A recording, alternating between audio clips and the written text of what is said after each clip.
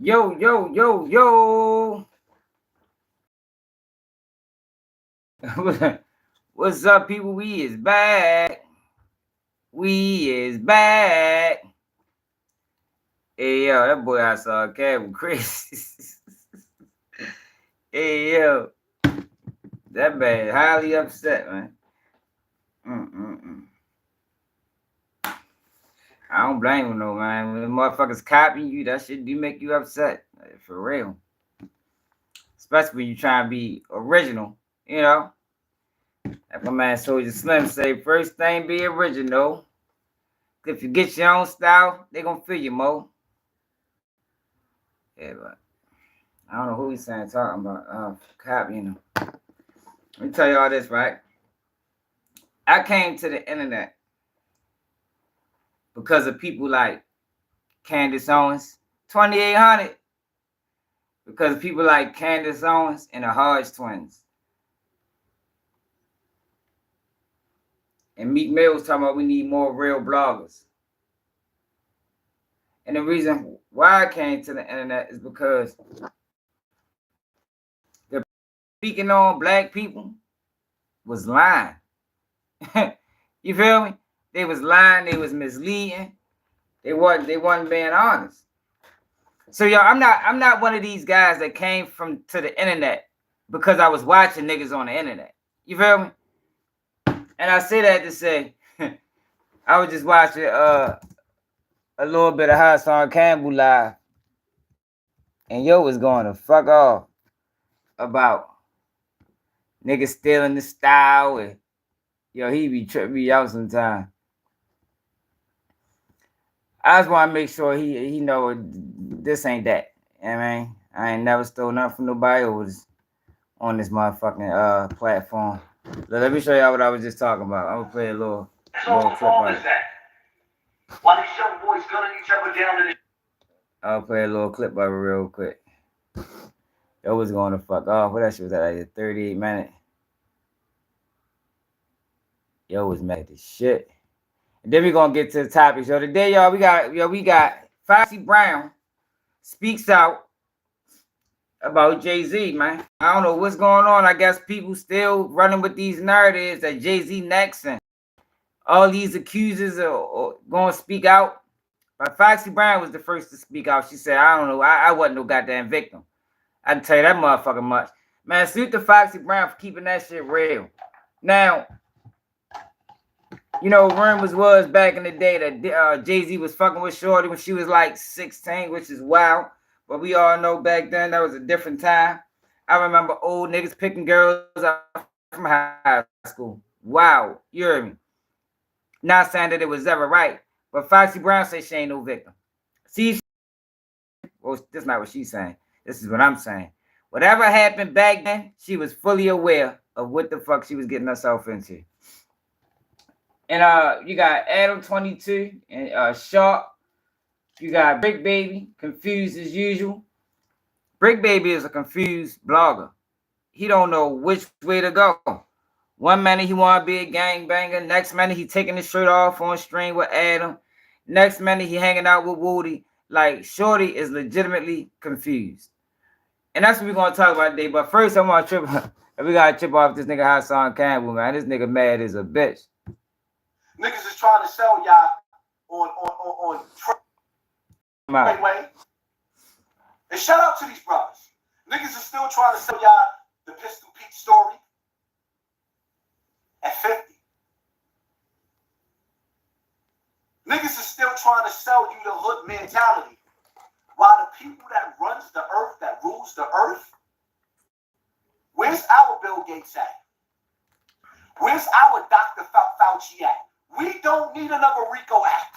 We don't need another Pistol Pete. We don't need another Rod Diggs. We need answers. We need doctors. Our doctors that's going to sit up there and tell us, don't take that because there's something in that that's not going to work for you. We need our own doctors. We need our own scientists. We need our own truck drivers. Not them hiring us to drive their trucks to deliver us some shit that's going to have your stomach hurting. Not them hiring us to drive some shit in That our nigga be going neighborhood off. that's gonna have your stomach hurt, that's gonna have you with diabetes, Yeah. heart disease, Yeah, hit that lung like button, failure, y'all. Share the kidney line. failure. What are you kidding me? We own nothing. They own everything. And then we have our kids not respecting the bus driver. The bus driver go through hell. Shout out to all the bus drivers out there that's getting our children to school, from school. Yeah, Shout man. out to all the Straight up, man. workers out Salute there the bus drivers, that's man. getting us to work, from work. You know, the plantation, the new plantation, so that we can feed our family and got to go through hell on those trains and buses. They can't even feel safe getting us to and from. Shout out to the correction officers that's not whipping out the inmates.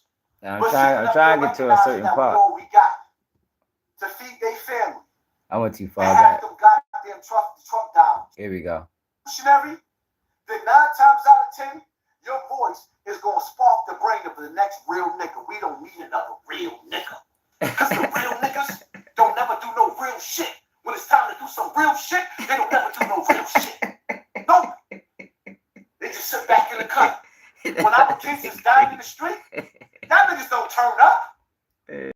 Y'all sitting up there talking about that was fucked up. But I'm saying you better not play with me though. If that was my kid though. Nah, we don't need y'all. We don't need y'all. Oh, y'all always outside, right? I'm outside. So you mean to tell me you was outside with little Mike, shot little Ray? You was outside for that. And your old ass didn't do nothing? You gonna tell me you was outside in front of the corner store where everybody dies at? And your old bout it, it's your bout it, fool. Your old ass ain't do nothing. See, yo, the problem is, yo, it's not, yo, the older guys that's outside, yo, it's not the real ones. I mean, the older guys that's outside right now, I'm talking about the 30 and older. They're the ones that's gonna crash the young niggas out. Most of the guys that have integrity or morals and principles, for some reason, them guys either get sentenced to years-long bits or they lose their life out this bit. So you get stuck with the guys outside that don't give a fuck about what's going on. They gonna treat the young niggas just how they was treated. If an old nigga gave them packs, they gonna get them. They gonna get the next generation packs. You understand what I'm saying? Just because they ain't really moving right. They ain't moving with integrity, man. So that's why you got a lot of the sucker shit going on outside. You ain't do nothing. So if your old ass, you know, you was running the jails, you was controlling the phones, ain't a nickel bag in the hood, and not a nickel bag in the yard was sold without you. But you home now. You the shot caller. You OG Bobby Johnson. So this bad theatrics is crazy. The fuck do we need you for? What do we need you for? Huh? What do we need you for? How that song go? Trying to get to what one part. Done for me lately? All right, it's coming up. What have you done for us lately? Should be coming You up. came home with your chest stuck out, and you think that's a badge of honor? Nigga, get the fuck out of my face. We don't need you. We don't need you. You set the whole table set up. Nigga come to your table and eat. Get a burp, fart, and walk away. Ain't even take his plate to the garbage. We don't need you.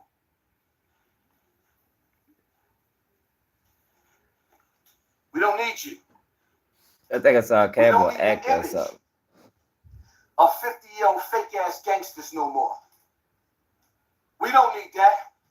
We need something that these kids can look up to. A lot of these kids don't respect the janitor. Oh, here you go. They don't respect the motherfucking sanitation worker. You know the nigga that's getting in the elevator in Bronx River, mopping in Webster, and the Wall Projects, in Jackson and Melrose, Cortland Ave, in those buildings, mopping the piss out the elevator. Gotta smell the piss, step in the piss, get the mop ring. Well, I teach my kids, man. Get the mop. you treat the janitor the same way you treat the CEO, man. You know. Put the mop in the bucket, clean Where it, the fuck the pump started looking for? mimicking and duplicating. Yo, There I you swear go. to God, I got sick and tired of the internet. I There you didn't go, want to right come here. back on the internet. You know why I didn't want to come back on this motherfucker?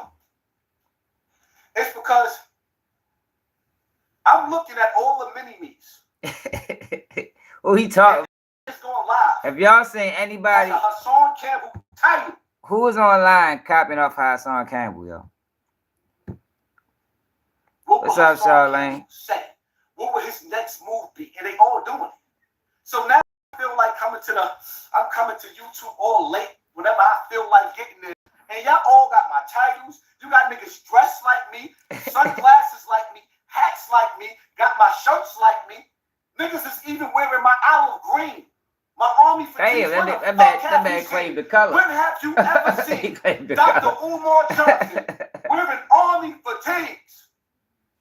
When the fuck have you ever seen Dr. Umar Johnson punk ass? Shit. We talking about Dr. Umar. Man, congratulations, man. That's what's up. What you ready? What's your next move? You already got something lined up? What you got? You got your A's? Hey, so you ready to be riding 18 wheels?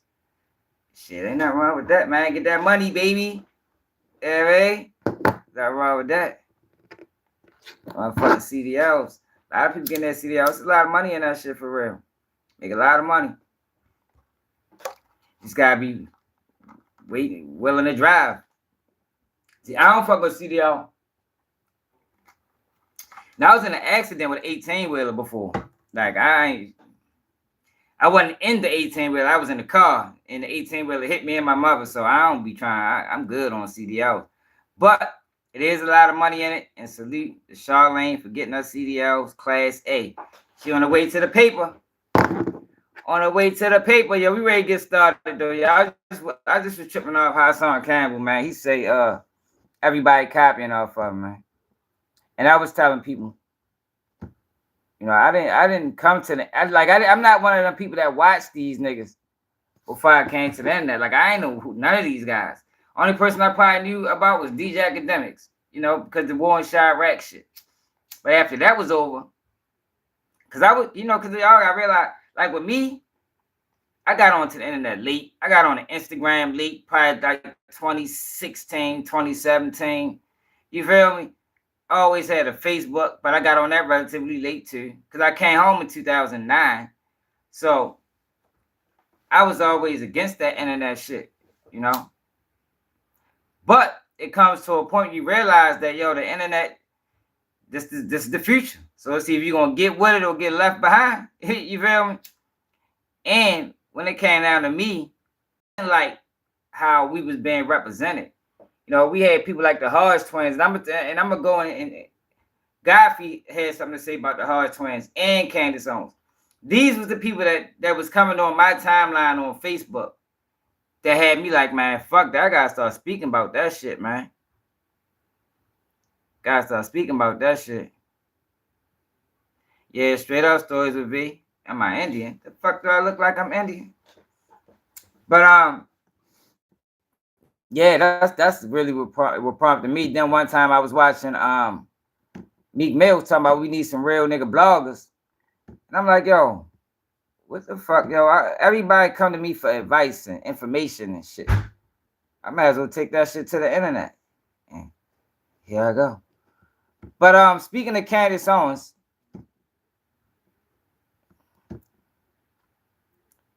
and the Hodge twins, look at what Godfrey had to say about them earlier today. Check it out.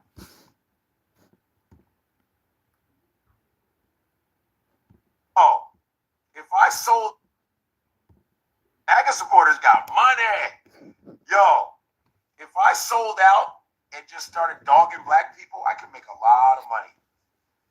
I could make a lot of money. Oof. But I tell y'all though, people got money, boy. Ooh. If I could sell out, man, if I was built like that, oh man, what? If I was built like that, shit, but I'm not. So, but if I was built woo, I would dog black people. I'd be like, man, black people complain too much. I'm so tired of black people. Oh, you get paid like the Hodge twins, Candace Owens, Larry Elder, all those bum ass. But I couldn't do that though, man. Nah, I couldn't do it. I'm not built like that. I just but selling out, boy. Woo, all you gotta do is complain about black people. Like, yo, there's no racism in America. What you talking about? There's no racism, man. Look at me.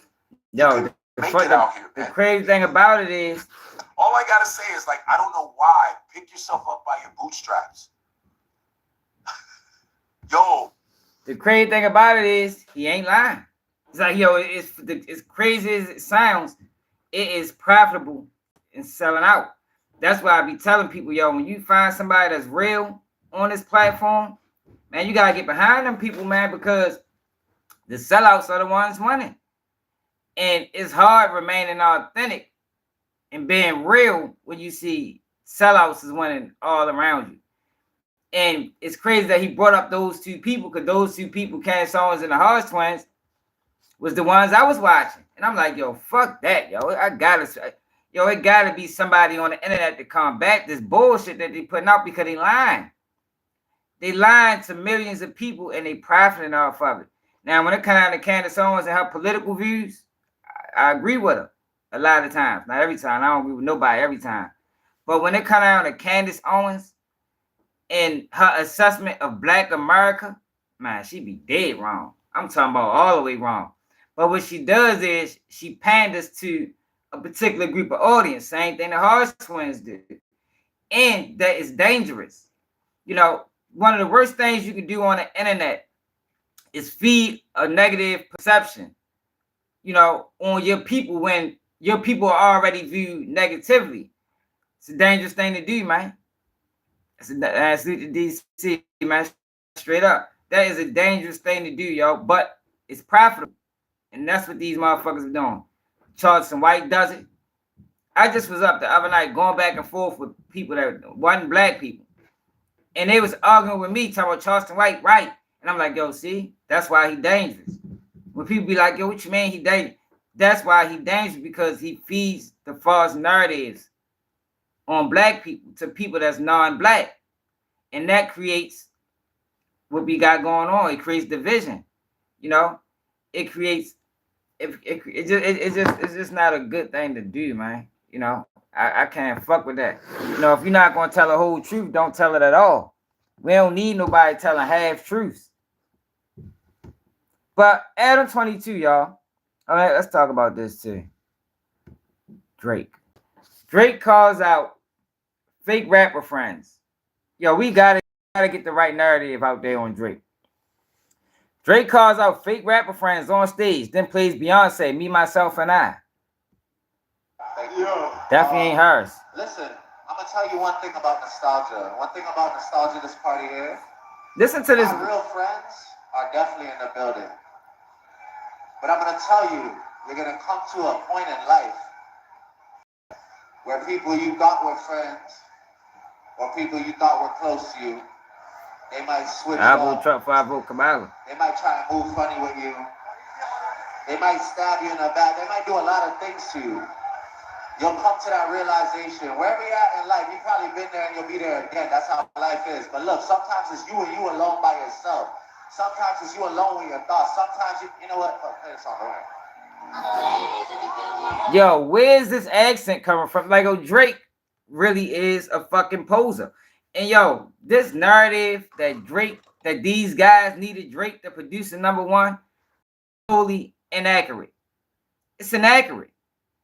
And the blogs like these academics and others, I think when it comes down to Drake, y'all, I think he realized his marketing team realized what direction the music industry was headed. And they caught on and attached themselves to these blogs early. So for years, these blogs is able to spin narratives when it comes down to Drake. But in reality, Drake needed them. Yo, where would Drake be without all these features? If you think about it, y'all, Drake got features with everybody. And they was all at their peak. Only people he probably didn't get a feature with at their peak is probably the Migos.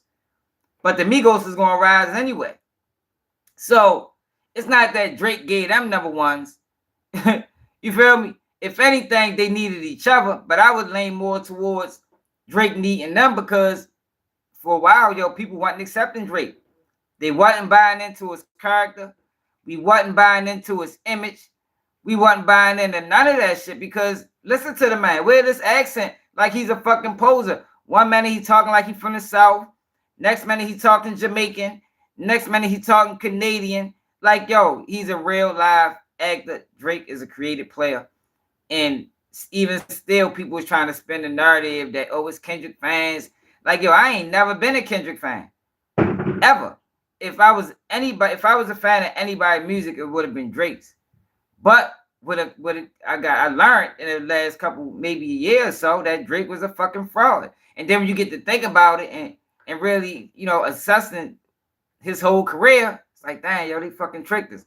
This man was a creative player. He came in the game to be number one because he was marketable. You know, he black, kind of, sort of, look white. His religious affiliations. He not from the States. It was a fucking match made in heaven.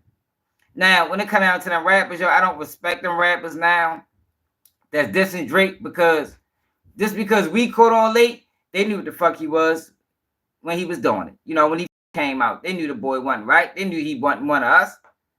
So you can't help propel him and lift his career up. And then now, since y'all having a falling out, expose him. I don't respect it. I don't respect it. That's the same shit Jaguar Wright doing. You can't be complicit. And then once shit don't go your way, now you exposing them. I think that's flawed. But yo, Sharp has been going at ADAM22 all day. Ravens got the dub. Yeah, straight up, man. That game was crazy, man. That game was wild. I was watching that shit on my phone. But look, y'all. So y'all remember a while ago I told y'all that that no jumper. Well, that the guys that were sticking around with no jumper were just waiting for their turn. They were just waiting for their turn. And it's like, yo, after you saying Adam, over the years, you saying Adam treat all his employees bad. All of them, every single one of them, anybody he ever dealt business with. Treats them bad. And you just sit around and just wait for your turn. You back them to the fucking 10th degree. Just for him to turn around and treat you like that. No jumper's in a whole different trajectory right now. And I don't think it involves me. Nigga wasn't real enough to tell me to my face that it didn't involve What's up, Danny? me. It's just where it's at now. He's not that. I get that now, homie. I fucking get that. You wasn't real enough to tell me to my face, my nigga, that, hey, this shit's just what it is. You never gave a fuck about where I went because you know why? I was making the bag already by myself.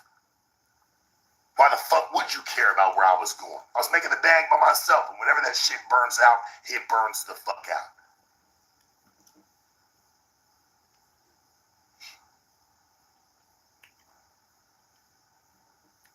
Even when I was the last nigga that sat there and said, hey man, what the fuck we gonna do, nigga? You by yourself.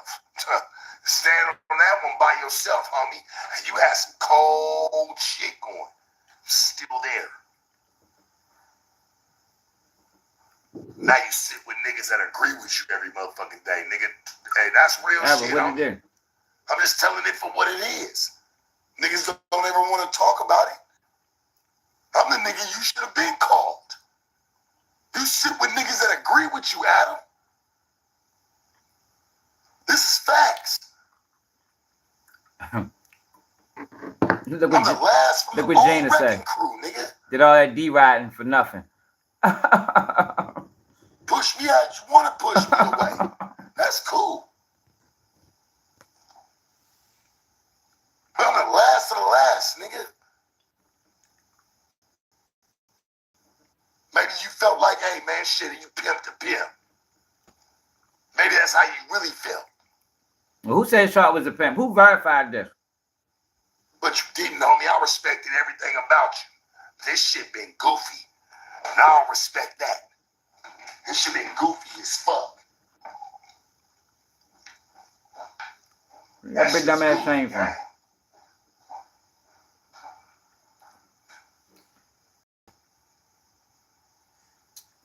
Yo, No jumpers in a hole. the funny thing about this, right, is what the fuck did he expect? 22. It's crazy, y'all, because it's like no matter how long, it's like no matter how long he do business with these guys, whenever it come time to separate from him, he don't never do it the right way, ever. But check him out. Adam responded too. Who? Already. House phone. You remember the time, bro, where I told you to keep the lines? Hey, my nigga, hey, don't even end your show. I meet DJ Quick, nigga, at the bar. I tell DJ Quick, come on, bro, come hop in my car. He drive with me. We go to the store. We get some liquor. I'm still telling you, hey, just keep the lines open. Nigga, I promise you, I'm about to bring somebody through epic. Hey, go look at that disconnected episode. Yo, share it live. Yo, look like you're trying to play with the numbers, AD, man. you know I love you, bro. Even when you didn't even, my nigga, I get it. I get it. You could be upset with me about the situation with House Phone and why I said what I said, but if you took that shit wrong, nigga, you was upset with me anyway. And I get it. It's cool. When I had you on panels with me, we done did a whole bunch of shit together. That done went viral. Remember the time, nigga, when y'all was talking about SD, nigga, y'all saw about Dago like that. I brought Bitchy Slick down, nigga, who sat down with me. Let's not forget. T-Rail. This is big. This is big to go over there to Fig Community. You sat down. We did over 500,000, nigga, just off the dribble when I interviewed you on a serious note. Not to mention, niggas still try to win on other shit that I possibly could bring you in on. Whose names y'all want to name? These guys are pitiful, man. Always fucked with me, my nigga. I always try to put everybody in a highlight. Duno, you can't even say nothing about me, gay. Maybe that's why, I respect you, because you ain't never even said nothing bad. You have sat down with me, nigga, not only on the fucking, where we done did the shit with, who was that? It was, Kazumi and the little white bitch. What was her name? I fuck with that little white bitch too, the little big booty white bitch. She sat down and she said, hey, catching gonorrhea is like catching strep throat. You take a pill and it goes away. You didn't only sit down with me on that one that went viral. You sat down with on the one nigga with me and Martin. There he was. You wasn't even a part of that's the thing, though, Edward. Trying to make sure that you. That's the problem. All these guys go over there to no jumper and they start showing blind loyalty. It's like, yo, how many times Adam doesn't have any friends. I hate to be the bearer of bad news to the no jump employees. Adam friend is the content. Adam friend is the dollar. He don't have no loyalty for nobody over there. The man let his wife sleep around. Like, yo, can we keep it real? Like, yo, it take a level of not giving a fuck just to allow that. So what bothers me is, what make these guys think that Adam ain't gonna do to them just like he did to the last ones? Every time they do this, and Bricc Baby still sticking around, he gonna dump them off too. You feel me? It's like y'all helping this man build up his car, build up his platform. Meanwhile, he just dumping y'all off by the wayside. And he never do it with honor. He never do it with dignity. He always do it on some wild shit.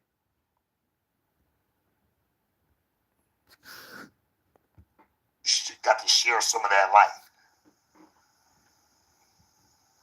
Who else? Who else do we go down the line on? Who else? Who else y'all want to go down? Nigga, name anybody. Done looked out for everybody. Gina, you already know. Shit, I was making sure you was making money off me. Nigga, way before you even sat down with me on the interview, you was just lining this shit up. I knew I was making bread and I felt bad. I'm like, man, I don't know if she making bread or not. So I'm going to still make sure she get a couple dollars. I said, fuck it. She lining them up. She might as well come sit down with me. Natalie Nunn and fucking Scotty Lynn didn't want to do the interview until I got there. And I still had the Kelpie interview lined up that same day, which Almighty sat in on. Man. You line this shit up, nigga. This is no bullshit. This is no bullshit. He always been a puppet master. Saying we ain't doing this interview without Sharp. I didn't have to walk in on it. He didn't start until I got there.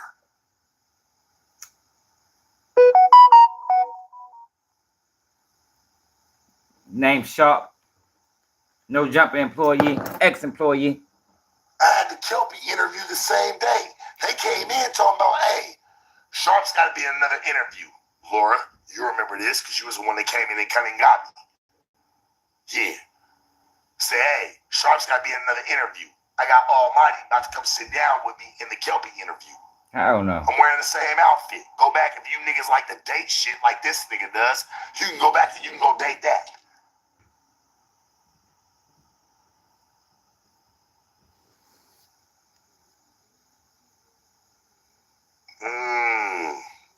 What's going on? What the fuck is really happening? Got played. That's what really happened. So of course, Adam. Let me see what else. They just the last one right here. Then we're gonna go to Adam. Of course, Adam has something to say. Look at him. Taking pictures like that's your best friend. Like, you know, look at him, yo. Like, yo, this man don't give a fuck about none of them boys, man. You said Adam run the top AC. Hey, yo. Yeah, he lied. He definitely run the top AC. Hey, yo, get the fuck out of here.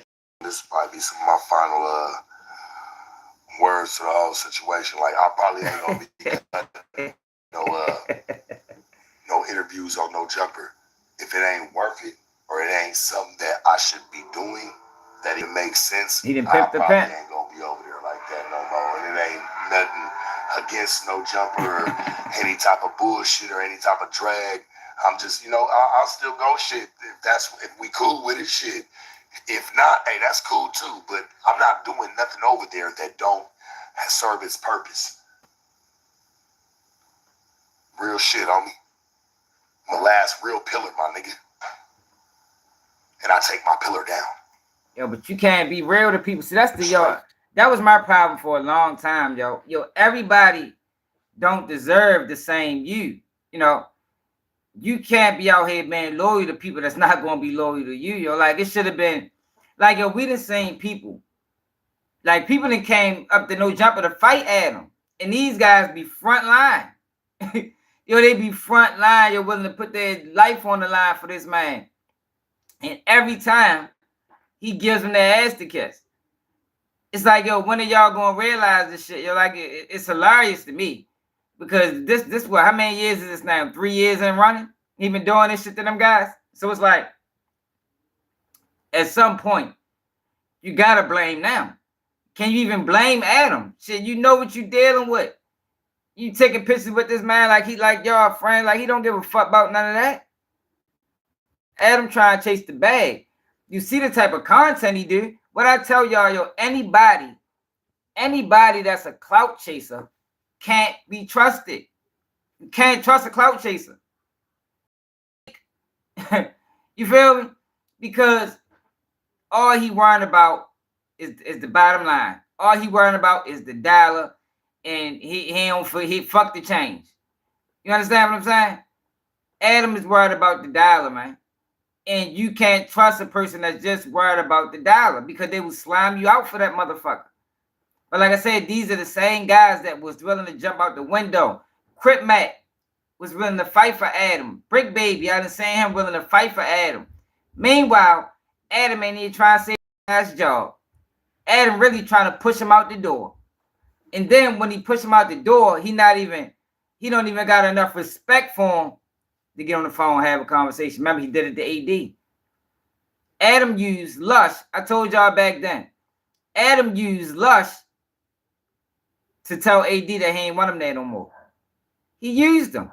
He knew Lush was going to tell. You could tell by Lush's character that he the type that just talk. And now he bring Lush back after all this time. AD out the window. That was the whole play. He didn't have enough respect for them guys to tell him himself, so he got Lush to do it. Go back to the video when I put it out. I mean, when it first happened. I'm like, yo, he used that man. Yo, he knew that man was going to tell. He knew he was going to tell. And I'm gonna let y'all see what Adam got to say, because Adam spoke on this. You know he did. Niggas can say whatever the fuck they want to say. I've done great throughout it all. I take my pillar down though, my nigga. No longer stands. Hell yeah, I would. Yeah, he done. All right, so look, this is what Adam had to say. Check this out. Hold on. So What's this guy name? Ardwall or some shit like that? He spoke about the Diddy situation.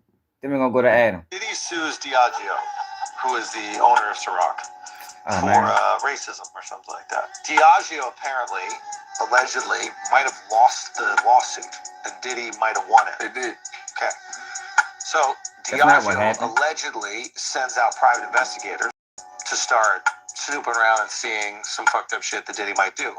Because one way that you could nullify their contract, and that is if he breaks a morality clause.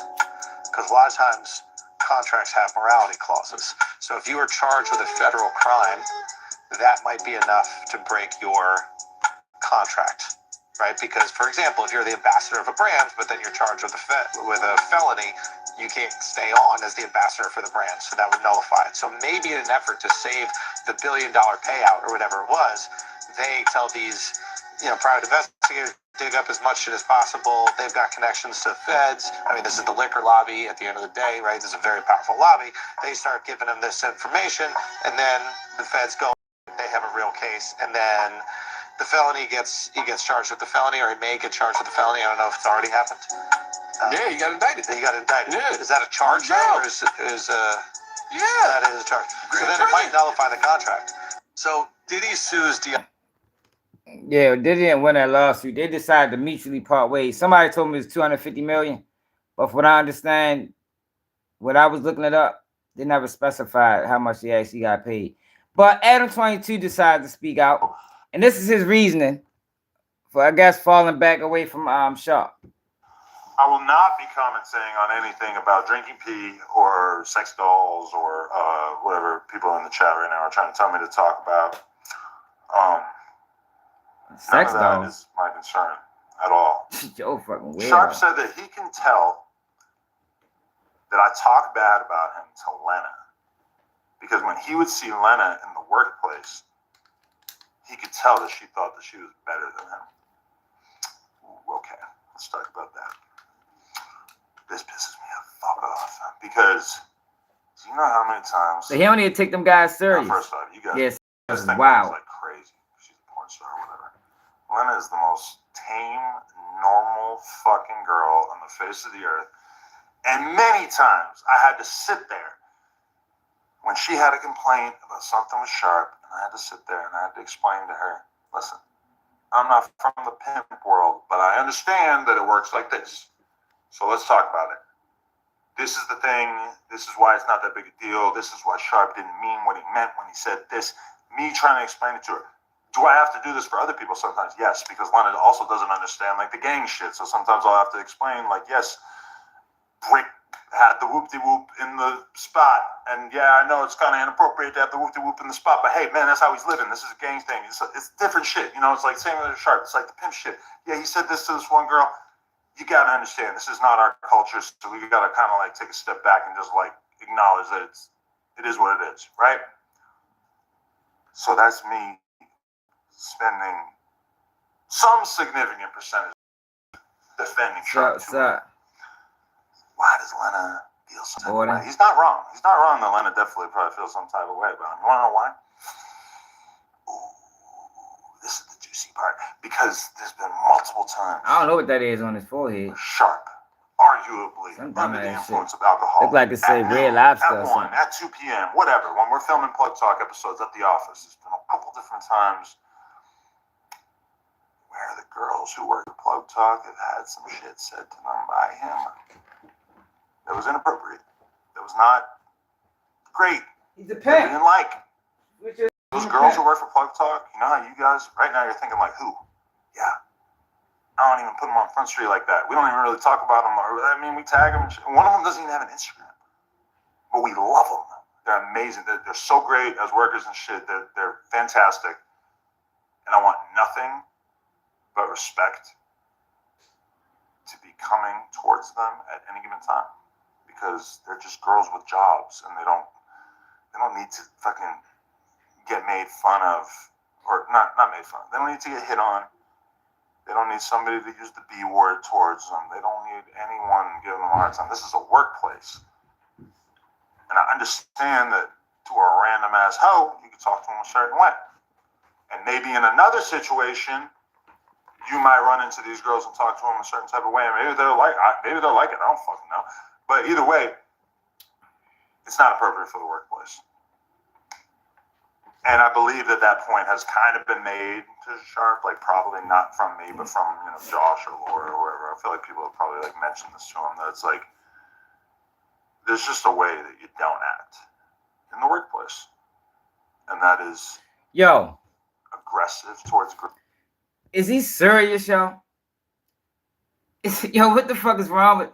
Like, yo, Adam is a fucking walking hypocrite. Did he really just say there's a way you don't work in the work, way you don't act in the workplace? This is the same man that interviews drill rappers, gets them to talk about ongoing feuds and people that died and who killed who and why. But now he want to have some integrity. Now he want to run an honest business and say there's a certain way you just don't act in the workplace. Like, yo, this guy is crazy. Yo, why do people allow him to get away with talking nonsense? Like, yo, you can't interview drill rappers and talk about beef all day and at the same time say a certain way you conduct yourself in the workplace. Like, what do you mean? It's already a toxic environment. The whole platform is fucking toxic. Like, yo, this man is fucking crazy, man. Where do they find these guys at? They got that dumb ass on his forehead. Girls with that kind of energy, whatever. Can't Hayes, honestly, what it is. There was probably other incidents as well. It's just a Red Lobster. And they don't fuck around with that shit. Like, she don't want anybody being disrespectful. That like button, share the live, y'all. They ain't sending notifications. And in addition to that, like, that football still on. Some of these girls that he's screamed at on the podcast over the years are also her homies, the people that she fucks with, that are in the same industry as her, porn star girls. And so there's never really been a time where like some girl was really mad at me and Lena over something that Sharp said to them. But there was definitely times where it felt like it was going to go in that direction because he was just kind of wilding too hard, to the point where it might have like kind of made us look bad or whatever. But it never even really got to some crazy extent, right? But it definitely was not something we approved of when it came to saying shit to the girls who work in the office, right? On the Plug Talk side. That's the only thing that I believe would make Lena feel any kind of way towards Sharp. It's just the fact that she doesn't fuck with like dudes being disrespectful to girls in the first place. She's very girl power. She's very like, she supports the girls. Hey yo, hell no, Queen. As long as the girls are being respected.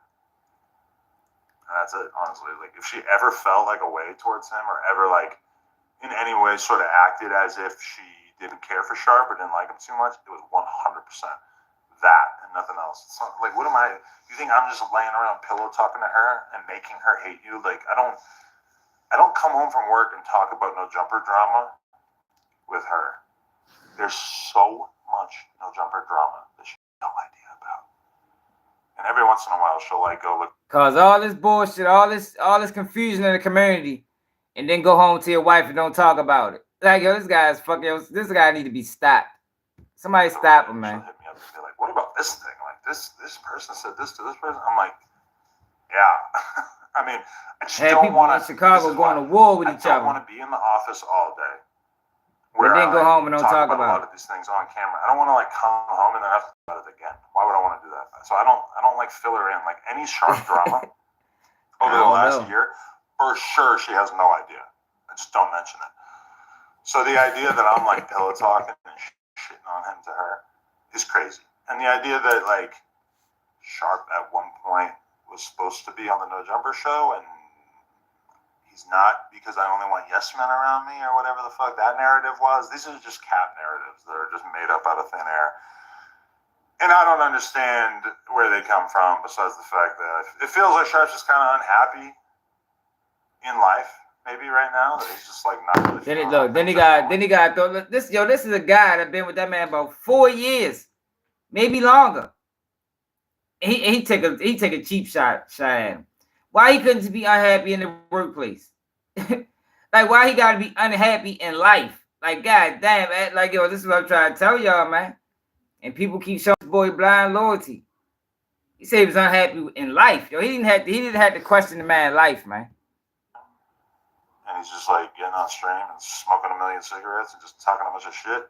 And I get that. That's cool, man. Like, I'm not mad at you about that. That's one definitely way to go about things, but leave me the fuck out of it, because I only ever have done things to support Sharp and to like put him on. And so if you're gonna come and like come up with made up fake fucking narratives about how my girl secretly hates you because of something that I said to her, which again, no evidence of that, that's completely made up. And then on the other hand, you know, the other narrative of like, you know, the idea that like he said, like, I didn't have the balls to have the conversation with him about how I was trying to stop his motion.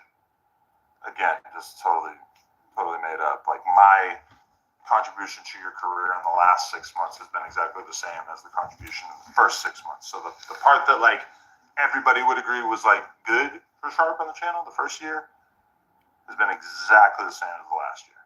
Now you try to phase that boy out, man. So I ain't saying Sharp on no jumper, but I don't even watch no jumper. Who knows what percentage of this will he'll never get recommended to me like his show did. Realistically, that I'll see any kind of commentary about it.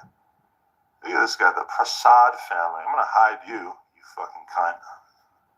How dare you be verified and talk shit? Anyway, that's pretty much it. So he had more to say. Then we go to Foxy Brown and Jay-Z. So that's where we've been at. God damn it.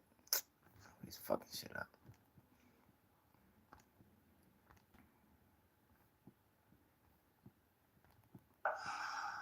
So that's where we've been at. I felt like a little bit of annoyance coming from Sharp ever since he took that money away per month or whatever. But it's like ultimately, like, you know, he's just had a lot of time to like develop consistent content or anything that works on the channel, and we just haven't really. If anything, we've gotten away from that. Like, you know, and I even Remo told me that he talked to him a couple weeks ago. Yo, the crazy thing about it is, at one point, Sharp was bringing in major bucks for y'all.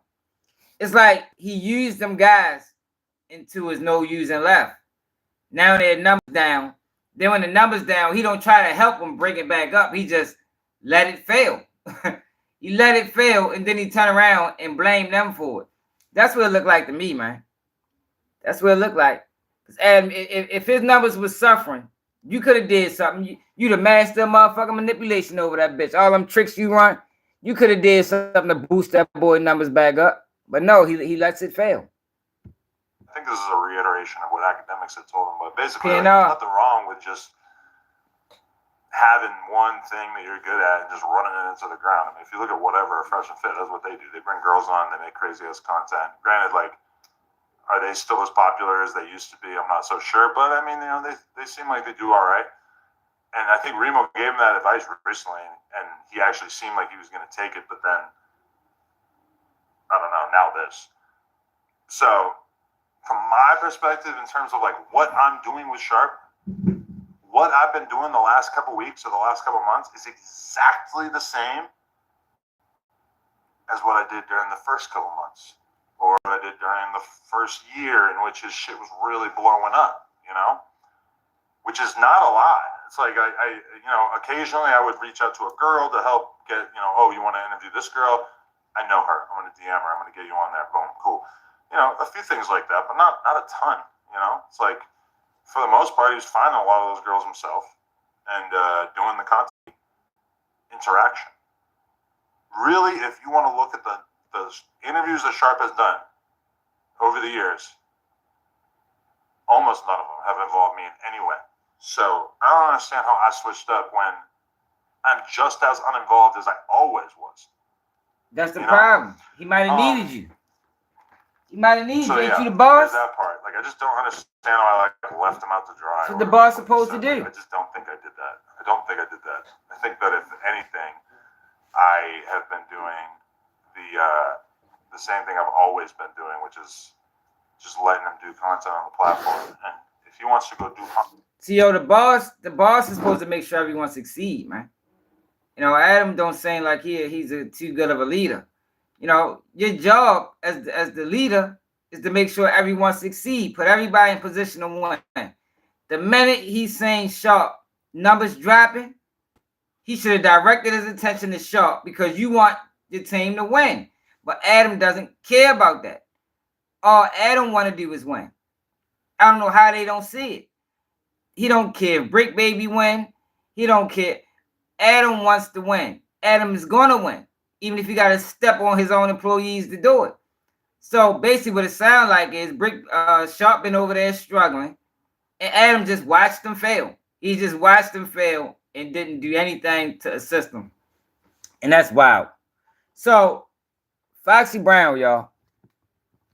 Now, everybody, well, not everybody, but most people know, especially if you're old enough, what the rumors was about Foxy Brown and Jay-Z.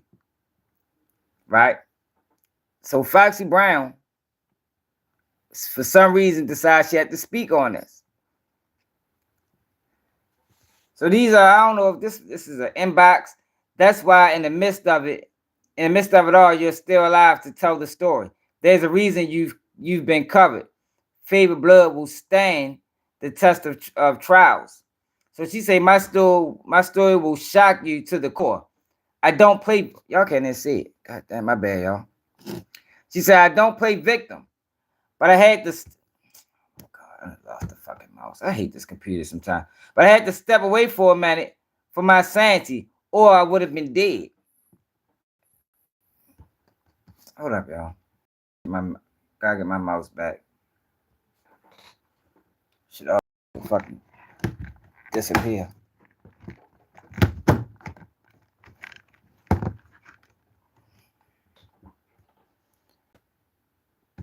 Yeah, I don't know what she meant by that, y'all. She just had to step back or she would have been dead. What fuck Foxy Brown mean, y'all? Who'd have killed her? And then she say,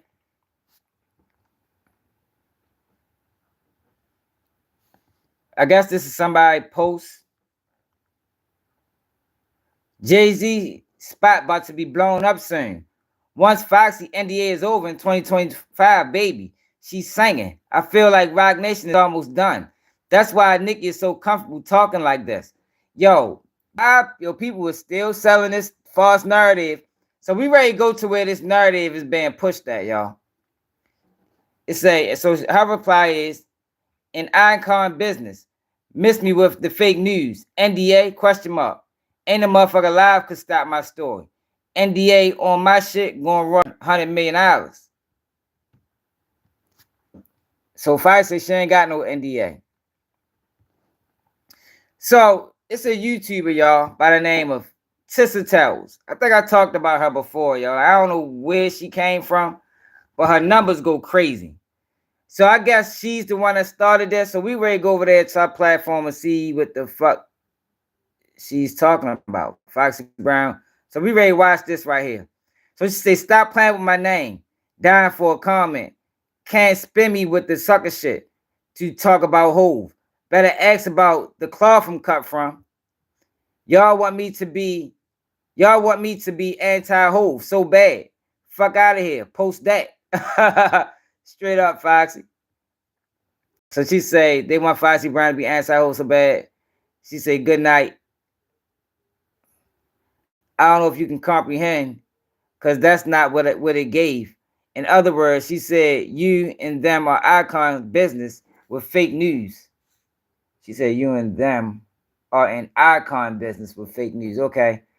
Love me, a sharp motherfucker. So it's another person they trying to come after, Russell Simmons. Yeah, we ready to go figure out where this fake news has been pushed at. Dear Russell, being your first protege was one of the greatest joys of my life. This Foxy Brown, y'all, we had the biggest bidding war in hip hop history, but they really never stood a chance. I knew I had chosen the best. Your kind soul is a rarity in this business. Baby C, so lucky to have you as a godfather. Funny story is you bringing Angela Simmons and I to the favorite yoga spot in the city and had us standing on our heads laughing, I guess, laughing emoji. I've never felt so free though. Thank you for that healing gift. Happy belated birthday to one of the greatest men I know. I will always have your back for life. Uncle Rush. All right, so let's go to Tessa Towers page. What the fuck did she say about Foxy Brown? I told y'all, anybody that's pushing the narrative that we ready to see all these people get locked up and it's fake news. It's fake news. So let's see what the fuck this girl said.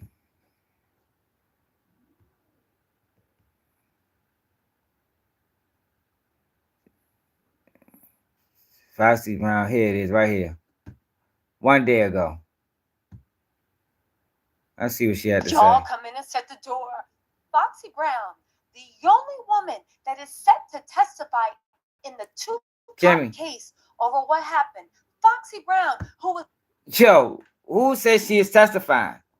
Yo, that has never been confirmed that Foxy Brown is testifying. Hold on, let me do it this way. There has never been confirmed that Foxy Brown is testifying in a Tupac case. And the reason why it was said is because Foxy Brown had a conversation with Keefe D before Pac was killed. But I think she spoke out about that. She's not interested in testifying. Foxy Brown's a chick from the hood, man. She ain't interested in testifying in nobody's trial. Was a mentee to Jay-Z. Foxy Brown, unlike that everything that's been on social media, has woken up after her slumber, sent a poignant message, and many people are asking, is Foxy Brown the only woman that can legitimately bring Jay-Z down? Yo, what the fuck? If you guys don't know, there has been a lot of talk on social media over Jay-Z's involvement with his good friend Diddy. How much did he know? How much did he condone? How much did he see? What did he see? What does he feel about it? And a lot of people said some of it is just pure lies. Other people swear it actually happened. However, the one person that everybody can agree that knows all of Jay-Z's business from those days, the one person that has been involved in a lot of rumors concerning Jay-Z, Tupac, Diddy, and all that, the one person that everybody has been speaking on these her people name good, has y'all. broken her silence, Foxy Brown. And guess what, baby? If you're happy and you know it, clap your hands. People are saying that this could be game over for Jay-Z. Oh, shit. Or it could actually be the redemption. Let's get into this. Now, if you guys don't know, Foxy Brown is game over. Her Instagram stories. Now, when I say finally, I don't know if I'm the only one that has been watching with bated breath to see what she actually said. But Foxy Brown actually posted this on her Instagram stories, okay? She posted a direct message from that's what we just read. He posted something, says, I don't believe in God no more. Then he said, that's why in the midst of it all, you're still alive to tell the story.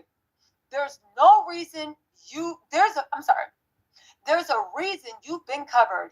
Favored blood will stand the test of trials. Yeah, straight up, Kimmy. She responded. I think that's all she about. This is a screenshot that she I don't even know where she came from. Like, she just popped out of nowhere at 400-something thousand subscribers. Like, I don't trust her for real. Stories, but she's screenshotting a direct message she had with Marco Polo. My story will shock you to the core. I don't play victim, but I had to step away for a minute for my sanity, or I would have been dead. Y'all, this is actually serious. This is some real news. This is somebody I want to hear about. We can verify. Yeah, man, Jay-Z ain't ready to get in no trouble, man. Foxy was Jay-Z. We can verify. Ain't nobody getting in trouble but Diddy. Like, I don't know why. See, these people are doing that shit for views. Nobody want to just keep it real, man. The truth is less intriguing. So everybody like a pretty lie. Not only that, she was in the beginning of Rockefeller. She was in the beginning around Diddy. She was in the beginning of all that stuff. And she was in the middle of when Tupac got murked. Now, we already reported before that prosecutors are actually going to call her to testify because Keith D, she was with, I think, Daz, or was it Corrupt? She was with one of the guys in the car. Keith D literally went and got the hammer, according to the prosecutors, in which the hammer, pow pow, he slid to his cousin, right? So he met up with Foxy. Foxy was in a car. She was sitting in the passenger seat with her man. Keith D walked up. Her man told her to get out the car. Keith D sat in the passenger side. They passed the hammer that was used to murk Tupac, and then he left. Foxy got back in the car. Now, why are the prosecutors using her? Because they are saying that she's Foxy not testifying. say that Keith D was actually in Vegas. His defense has been, I wasn't in Vegas. Now, on top of that, if you guys don't know, the Tupac investigation has expanded. Feds are actually talking to the Las Vegas PD and the Los Angeles PD because they're trying to work together to find out what happened to Pop. Yo, where is she getting this information from? Yo, where has that ever? I haven't seen that anywhere. Where have anybody saying that the feds are talking to Las Vegas PD, trying to gather intel, or Diddy killing Pop? I seen it nowhere.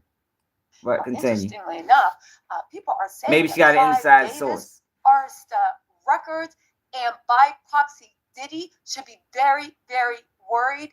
Keep an eye on the scene. They are saying that the rental car that was used to carry out the rental car was a rental, and it was driven from New York, driven to Las Vegas for the Tupac thing. That's a long ass ride. People are saying that Artists of Records, which is owned by Clive Davis, is what gave Bad Boy the start. It's all the parent company. The rental car was paid for or even rented out in Artist Records name. There's a direct link between the car that was used to murk Tupac and, just hear me out, keep an eye on the space. You don't gotta believe me. Just come back, and then y'all can, if I'm wrong, y'all can say I'm wrong, but keep an eye on the space. They're gonna make a connection to the car that was used was actually rented or paid for by Artist of Records, which was Clive Davis, which was Bad Boy. Probably $1 million. Does that mean that Diddy's involved? No, it just means that we want to know what happened with the Artist of Record things. Anyway, right? The investigation is being expanded, but the fact of the matter is, all these rumors going on. Foxy Brown said she's coming out to tell her story. We are waiting with bated breath. That's not what she said. Get her mind together. She said if it didn't step away, it would have deleted her. She also interestingly said, "I'm no victim." Now, some people are like, "Does that mean that nothing happened to you, and that all this stuff going around the web is cap, or does that mean that you are not going to allow yourself to be considered a victim?" And because some people don't like that title, and some people from a different angle. Some people are well aware. You see how they try to spin narratives. It's not that some people don't like that title.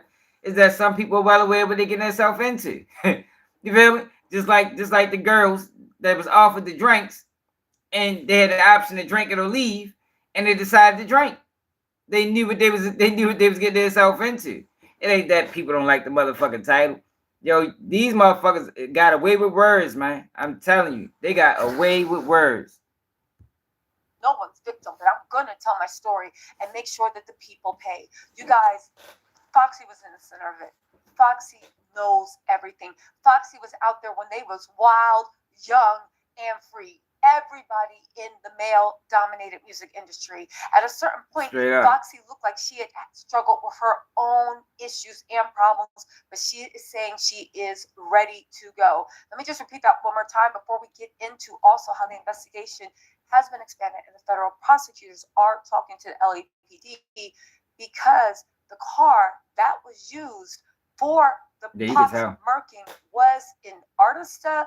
It was either rented in Artista Records' name or Artista Records paid for the car. And there's actually rental car receipts to prove that Clive Davis, Artista Records. Yeah, that's some it old goes to rental Bad car Boy. receipts. Now, does it mean that they had something I don't think involved? rental I car don't companies know. keep them That's receipts for the that long. prosecutors to find out. But let me just read. They kept what receipts Foxy had to for say one more 30 time. years. You know Get the that fuck they out are of going here. to call her to testify in the Keith D trial. It is now uncertain with her saying this. I have heard rumors that she was actually called on to testify through the grand jury indictment. They are going back to 2008, but I have been hearing rumbles that they're going back even before that. Again, Marco Polo said, that's why in the midst of it all, you're still alive to tell your story. There's a reason you've been covered. Favorite blood will stand the test of trials. She said, my story will shock you to your core. I do not play victim, but I had to step away for a minute for my sanity or I would have been murked. You guys, I just don't know how else to look at that except for the fact of this could be game over for Diddy, for Jay-Z, and for everybody involved. However, and listen, Foxy was in there. She would know better than anyone. At a certain point, you got to start taking people's words for things. Foxy would also be the only woman that would be able to vindicate Jay-Z. The only woman that would be able to call out the lies circulating versus the truth. The only woman that can stand on her own too, and truly, because she is so well respected in the music community and in the Black community, she is, right? Because she is so well respected, the only woman that could come out and call a spade and call cap. It's going to be very interesting in the next coming weeks what Foxy is going to say, and people are saying that she is actually talking to federal prosecutors too. Yo, who are these people? She didn't say any of that. Yo, how did you draw so many assumptions off of fucking? Ayo. How did she draw that many assumptions off Foxy? That wasn't even the whole paragraph. That shit was 3 sentences. And she just drew a whole motherfucking... She done wrote a whole book off of 3 sentences. Let's see what else. Sorry. Wrong phone. Let's get into this. Why do you say? Well, for one thing, the federal prosecutors, they are saying, are actually talking to the investigators in the Tupac case. They are expanding it. Let's also not forget that Artista record link. Hold on. Okay, found it. Let's get into it. The shocking Diddy arrest twist. Sean Combs, feds secretly working with two murder prosecutors. Fox ain't doing no talking. Activities. You guys, at the end of the day, she must know who Foxy Brown is. What pans out, but it is definitely said that there is a shocking twist. Let's read this article. It's in Radar by Mike Boyce. They said the mercantile Tupac Shakur has taken a new twist as federal agents investigating rapper Diddy's blank trafficking case are in discussions with prosecutors. They can reveal from federal investigators have been collaborating with the Clark County District Attorney's Office in Las Vegas over the probe into Tupac's untimely passing in '96. Nah, we ain't got to hear no more of that. Yo, there's nobody alive. Like even if Diddy did put money on Pac, who's alive other than Keefe D to verify? Like it has to be somebody else that witnessed it, that heard the conversation, that got the money. There's nobody else alive. See, that's what I'm saying. Like all of this sounds good. It makes for a great video. That's all it does. It makes for a great video. But what's up? Who else is alive? Zip is dead. Orlando Brown. Everybody in that car is dead, other than Keefe D. Now, whenever Keefe D discussed, well, not Keefe D, but did he discuss the money transfer with Keefe D? I think all them guys dead too. Zip is dead. In 2008, y'all, Keefe D drove all the way. Well, not drove. He actually wore a wire. Feds probably flew Conair. I don't know how the fuck he got to New York. But he wore a wire. And at the time, the guy Zip that supposed to got the money, that never gave it to the Crips. He owned the fuck was it? A restaurant. He owned a restaurant. And Keefy D wore a wire trying to get the man to admit that he got money from Diddy. This is in 2008, y'all. It's 2024. Dude was like, yo, I don't live that life no more. He didn't even want to talk about the shit. So after Keefy D realized he couldn't get him to talk about that, Keefy D tried to get him to talk about drug selling. The dude, like, I don't live that life. He actually put him on with his nephew. Now, I don't know if the nephew got arrested because Keefy D set him up or what happened. They ain't really speak too much about that investigation. But I said that to say, Diddy not going to jail for Tupac murder. Not by the hands of Keefy D. Keefy D is a known liar. Right now, he's in a situation to say anything.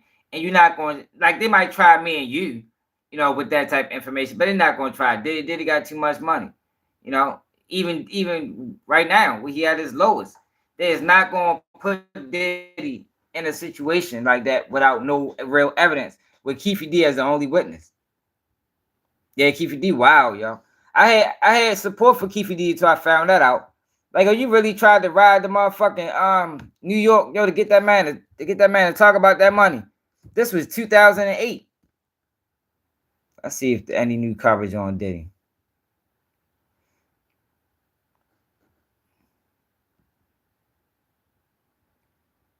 Look at this. Justin Bieber. You see what I be talking about? Justin Bieber finally admits and shows proof what Diddy did to him. Like, yo, these people are terrible, man. Yo, these people are terrible.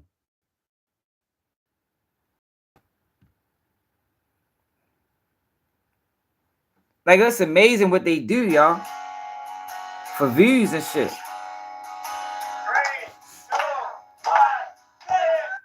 What is this? There is always a calm for the storm, but then so is there another calm.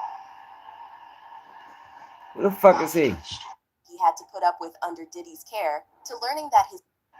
So Justin Bieber is taking the mic, and this time he's telling the world everything. From the horrid reality he had to put up with under Diddy's care to learning that his freak-off tapes were sold to the highest bid. For years, there have been speculations about the young singer suffering at Diddy's hands. And though it didn't seem like Justin would ever talk about his experiences, he has finally gathered the courage now. However, with Diddy's recent arrest, it didn't seem like the singer had much of a choice since the truth was expected to come out during the trial. Still, he's simply trying to take control of the narrative. Just what truth did Justin reveal? And does he have proof of what Diddy did to him? Here's everything we know. This is a white party. This is a P. Diddy white party. Shocked. Justin Bieber's horrid trauma. So Justin didn't exactly sign with Diddy during the start of his career. Hey, yo, what the fuck? Yo, get the fuck out of here. Yo, I'm gonna let it play. He was signed to Usher instead, who brought him to Diddy allegedly, which is why a lot of fans have been on Usher's case for continuing the cycle of mistreatment. It all started when talent agent Scooter Braun came across a video of Justin singing a Mayo cover on YouTube in 2007. Yeah, we don't need a whole history He of thought Justin. the young boy had potential. You say he ready to drop the ball on Diddy. What is he gonna say? Can't be blamed for acting this way. He was exposed to this kind of... Literally sitting there playing lookout. Oh Lord. Oh my God, they're using Jaguar right, yo, as the fucking source. Hey yo. Hey,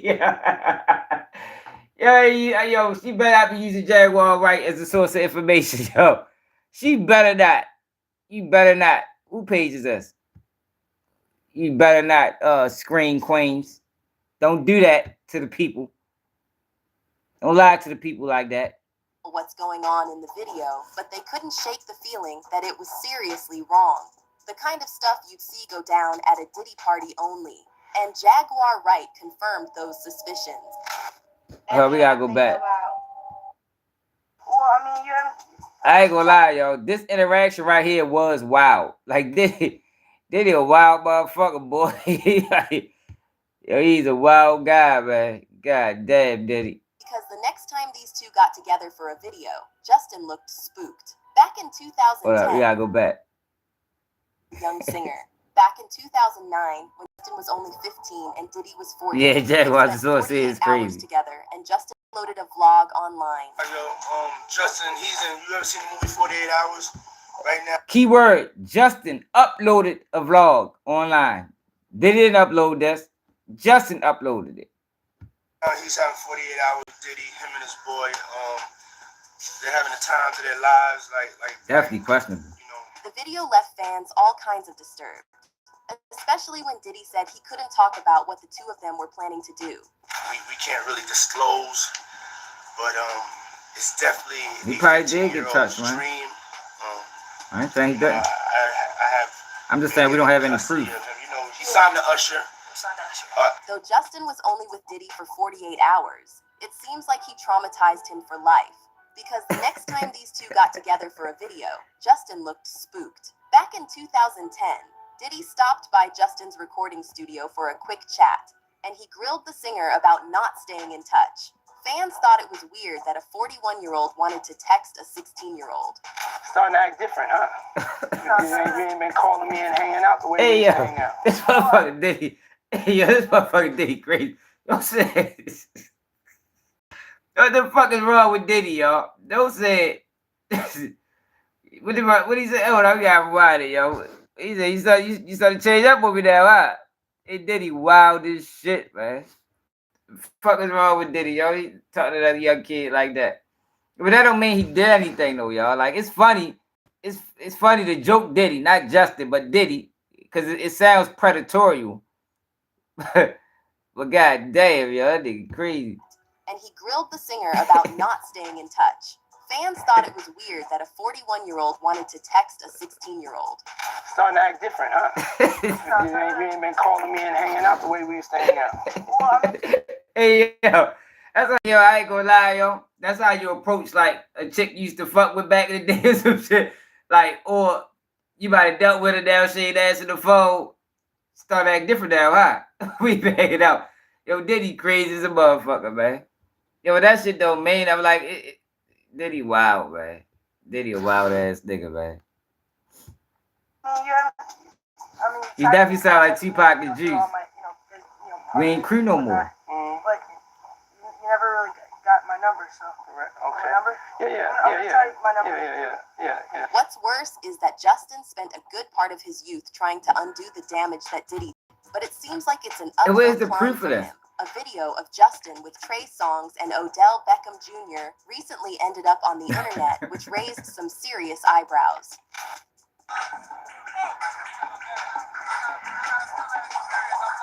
Now, fans can't exactly tell what's going on in the video, but they couldn't shake the feeling that it was seriously wrong.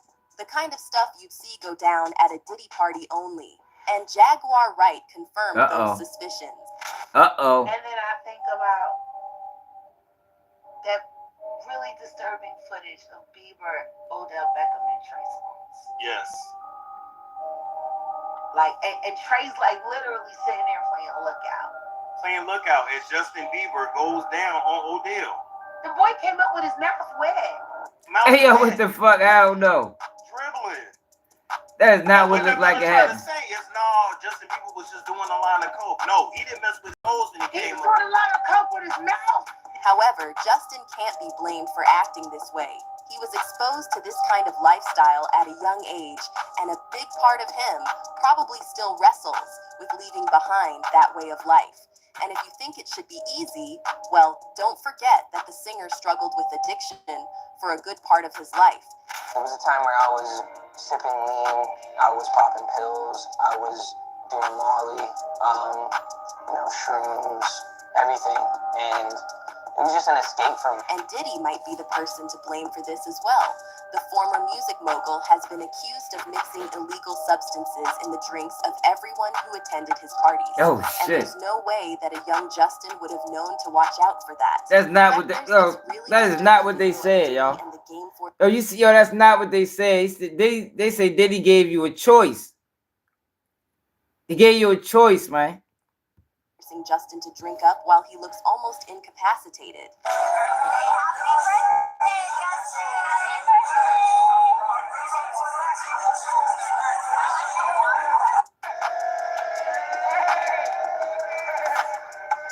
Hey, yo, see, yo, that's the thing, yo, people gotta understand, yo. Yo, that is a lifestyle. You know, this rapper, hip hop, entertainment, Yo, that is a certain lifestyle, yo, and it's drug fueled, it's sexually motivated. Like, yo, it's the lifestyle. And it's like you got average people looking at it in an average way other than what it really is. That is a lifestyle of the rich and famous. Big parties, sex orgies. Fuck it, like it's crazy as it may sound. That's really the lifestyle, yo. So when you evaluating this whole thing, you gotta realize that. Like Diddy's not the only person. The whole industry moves like this. It's a fucking party. Every day is a party. If you got money, shit, every day probably can be a party. You know, only reason every day not a party for us because we still got to go to work and still got to pay. You know, we still got things we got to do. But in that lifestyle, the rapper lifestyle, the entertainment lifestyle, every day is a party, and it's gonna be drug fueled. You know, all them drugs he mentioned, you probably take every single one of them and wake up injured, like the lawyer said. You feel me? But they all know this. They all know this, man.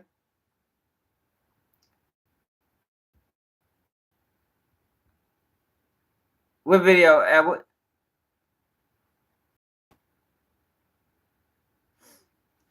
For real? I'm gonna check it out.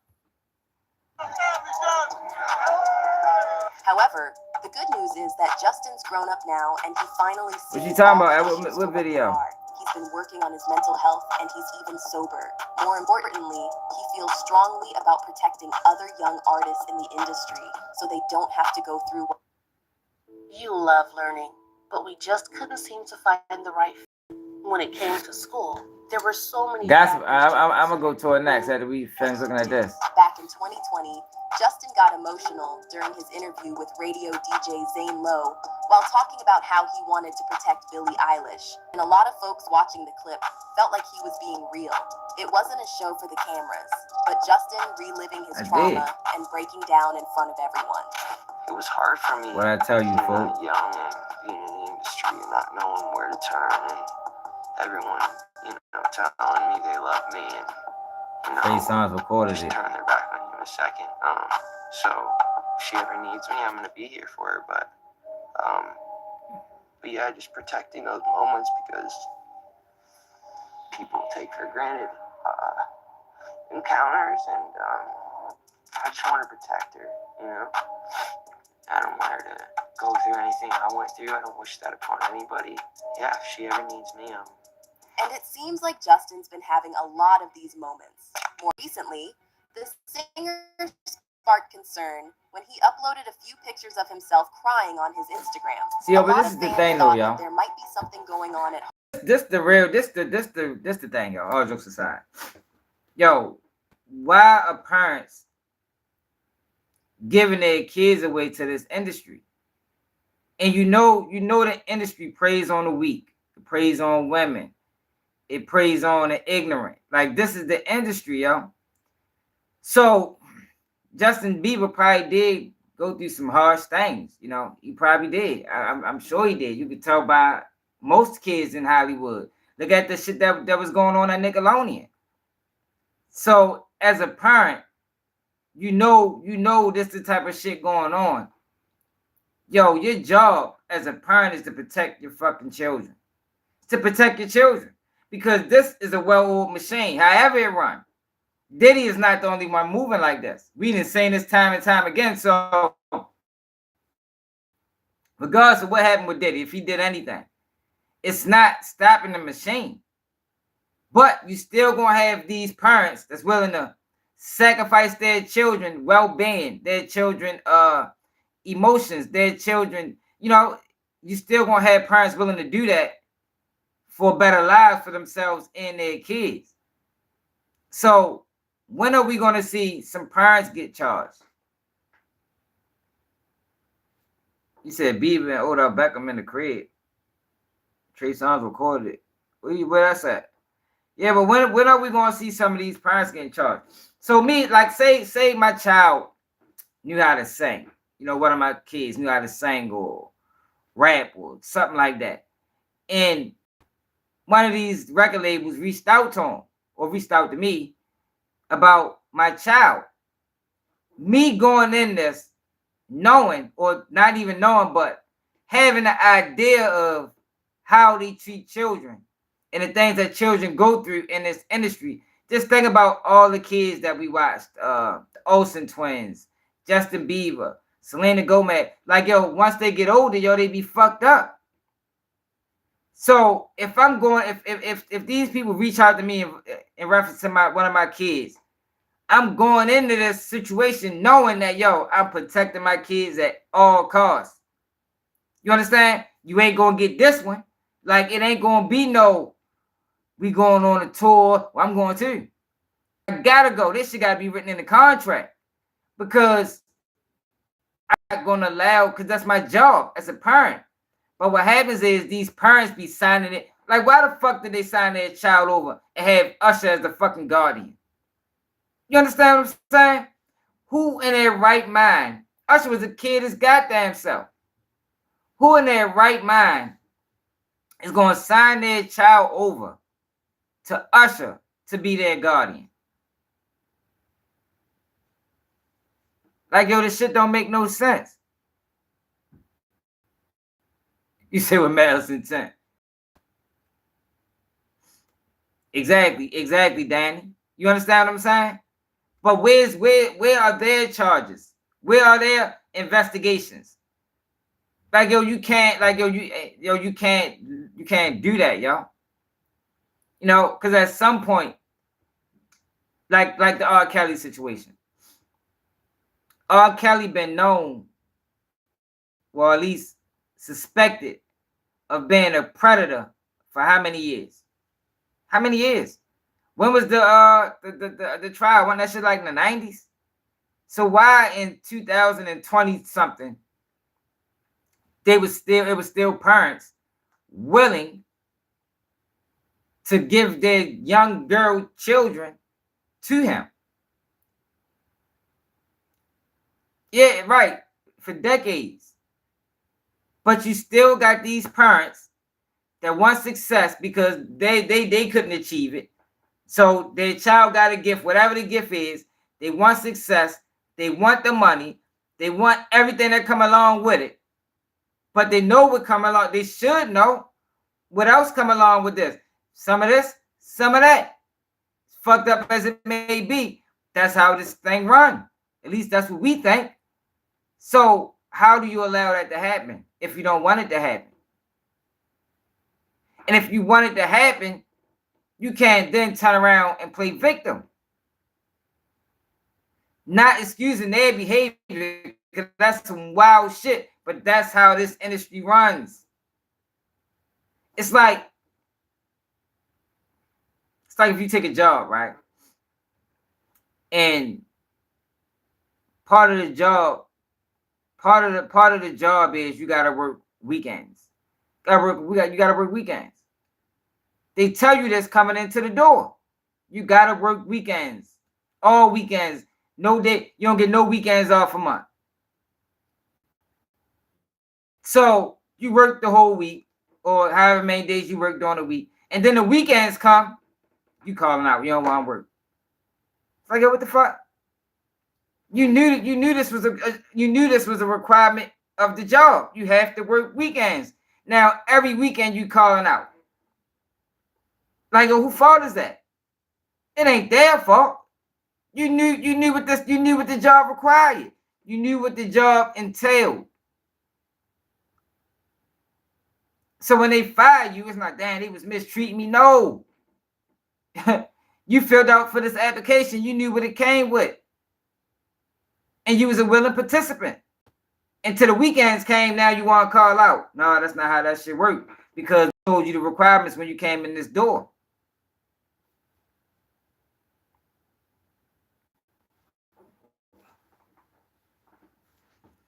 Any past, end of days. Like, yo, that's all I be saying, man. Like, he probably did go through some horrible things, yo, and it's fucked up, yo, that he had to go through some things like that, yo. But where's his parents? I haven't heard them say anything yet. Do they think he was a victim? Has Justin parents ever spoke out and say he was a victim. Home with his wife. However, after racking their brains a bit more, internet detectives concluded that it might have something to do with Diddy's house being raided instead, since the pictures were posted in April, a few days after the raid. Back then, there were rumors What going pictures? around that the feds had managed to get their hands at home with his wife. Do anything I want to. I don't wish that upon anybody. Yeah, if she ever needs me, I'm. And it seems like Justin's been having a lot of these. Exactly. That's how I feel More about it. recently, the singer sparked concern when he uploaded a few pictures of himself crying on his Instagram. A lot of fans thought that there might be something going on at home with his wife. However, after racking their brains a bit more, internet detectives concluded that it might have something to do with Diddy's house being Internet raided detectives, instead, get the since fuck out of here. pictures This whole were video is posted in April, speculatory. a few days after the raid. Back then, there were rumors going around that the feds had managed to get their hands on the freak-off tapes during the raid. It have been upsetting for Justin. You see, on top of living with his devastating trauma, Justin recently had to stomach a gut-wrenching truth.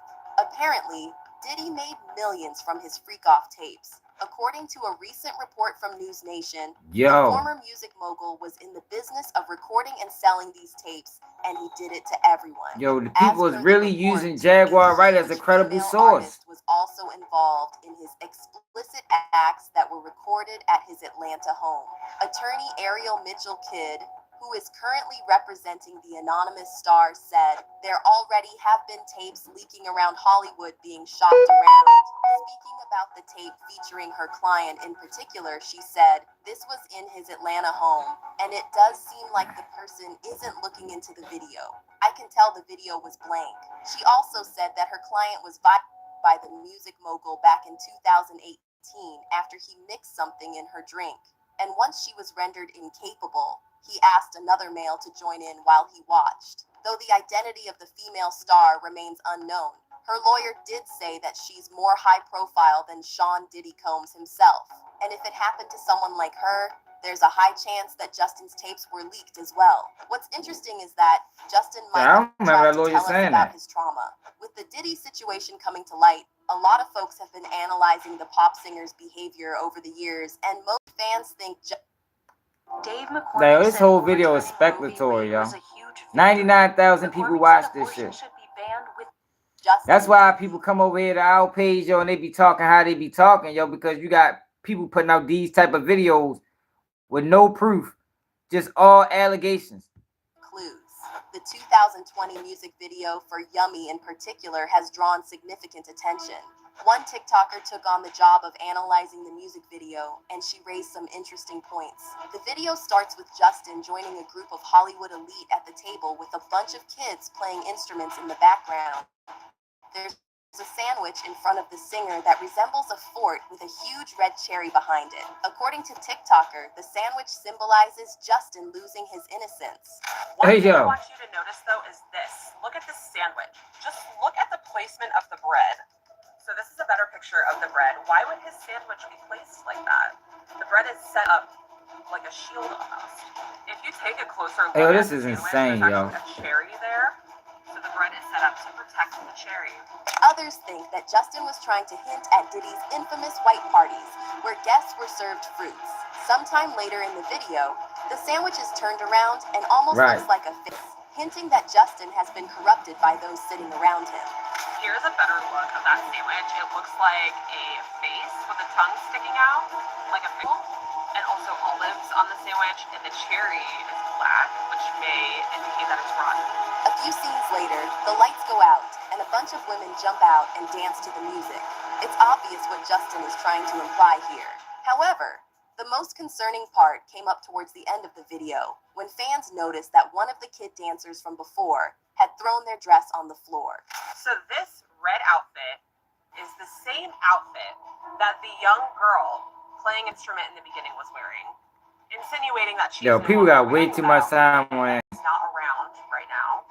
Just as a reminder, this is the girl from the beginning. That face is not the face of someone who is over 18 years old, okay? I also think it's interesting that she's a musician in this scenario. And there was also a picture of a plate with Justin's baby face on it that sealed the deal for the TikToker. At the end of the music video, the Hey, clear yo. plate with Justin's baby face on it. Yummy. No words. It's just so sad to me that Yo, he's this is been wild speculation. Like, yo, what the fuck? Look at the name of the video. Justin Bieber finally admits and shows proof what Diddy did to him. Like, how do you, yo, this is crazy, yo. I'm trying to get to the part where he admitted. Like, let's fast forward. Maybe he admitted right here. Younger photos of himself, I'm pretty sure. Meanwhile, another person wrote, he came through the kitchen BC, he wasn't make sense of them. Especially given that he collaborated with Diddy less than a year ago. Apparently, Bieber is so disturbed by the Diddy news and is unwilling to process it or discuss it, so he has shut off. So many people who helped to make him who he You're right, Danny. And that's the whole point of that shit. This the whole point. Damage the jury pool. were very close to Diddy, and it has completely thrown him. The Insider also revealed that Bieber deeply regrets having collaborated with the music mogul and would never have done so had he known the allegations that have since come to light. They also said he had a long break from Diddy when he believes most of this took place and he had distanced himself from him. And here's where things get even more concerning. Justin had been away from the spotlight for a while recently, given the birth of his son, but he made a public appearance outside a restaurant in Los Angeles, and it didn't look like he was in the right headspace. He had a baseball cap on with his eyes hidden behind black shades. Meanwhile, his wife, Hailey Bieber, walked ahead of him. Fans think she was... Yo, how the fuck it look like he not? It look like he chilling to me. What the fuck? Yo, this is crazy. Justin as she led the way with security guards on all sides. That said, it seems like the recent situation is taking a toll on the marriage. Hailey was spotted having a girls' night out with her best friend, Kendall Jenner. It seems like the model was leaning on Jenner for support during these trying times. Hey, yo, get the fuck out of here, yo. Like, yo, this whole video is irresponsible. Irresponsible. You said gossip in the city did what?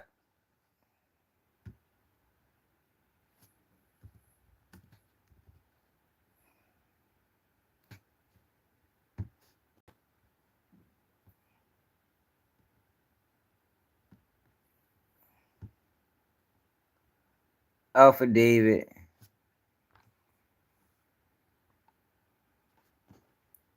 Brian Christopher Williams, aka Birdman, aka Baby. Denzel Washington, Sean Combs, aka, and who else? Young Jock. The Playboy Mansion after party held in Simi Valley on around 2009-2010 while I was in foster care. Whatever.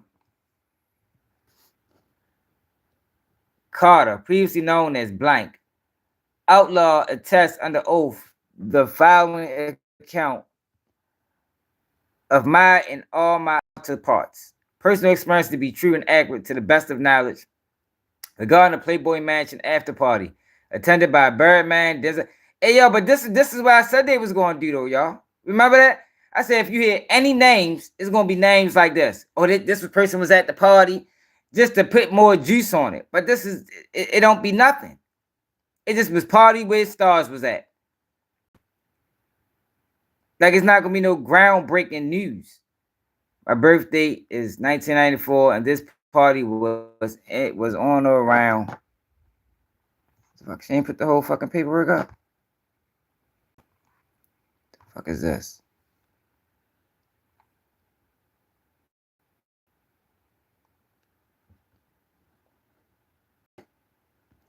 I come to you, so Puffy mother said something. What the fuck she had to say? Or Diddy mother speaks. Yeah, see, yo, that don't mean nothing. And like I said, if we hear anything, that's what we're gonna get. People that were just at the party. And it's gonna be like, yo, they broke Hollywood. They mentioned all these names. It's like, yo, what you mean? Anybody could have been at the party. Shit, if I was at the party and like that's not the same thing that this is what I'm trying to explain. They presenting like, yo, you're gonna have other celebrities at these freak offs where shit got crazy, where the baby oil was at. But what I'm trying to explain to people is the difference between the freak offs and the Diddy party. Now, what you probably are gonna hear is some things that happened at the Diddy party where they was putting something in the drink and everybody had to drink it, and Jay-Z was there and this person was there. And it's like, yo, what the fuck does that even mean? That's how we was partying that night. You happen to be in attendance. But it's going to get played to the public like these guys was involved in Diddy, what you call them, freak offs, but that's not what it is. Let's see what Diddy Mother had to say.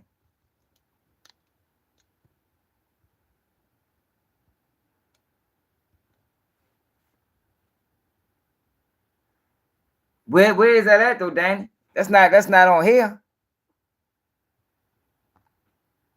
Where the rest of it at? Ain't no other pages. Who got it? Who got the affidavit? Where's the rest of the pages at, bro?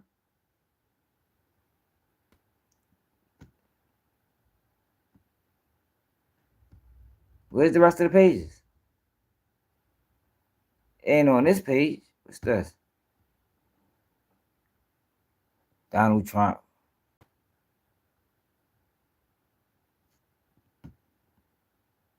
And find the rest of the pages.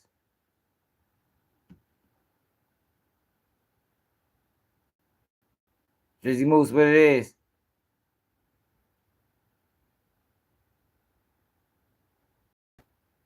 The what? The no anal rule. What the fuck is the no anal rule? What the fuck? Hey yo. This shit is crazy.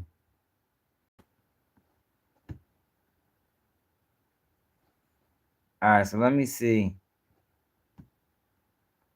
Alright, so while he finding that, let's see what Diddy Mothers had to say.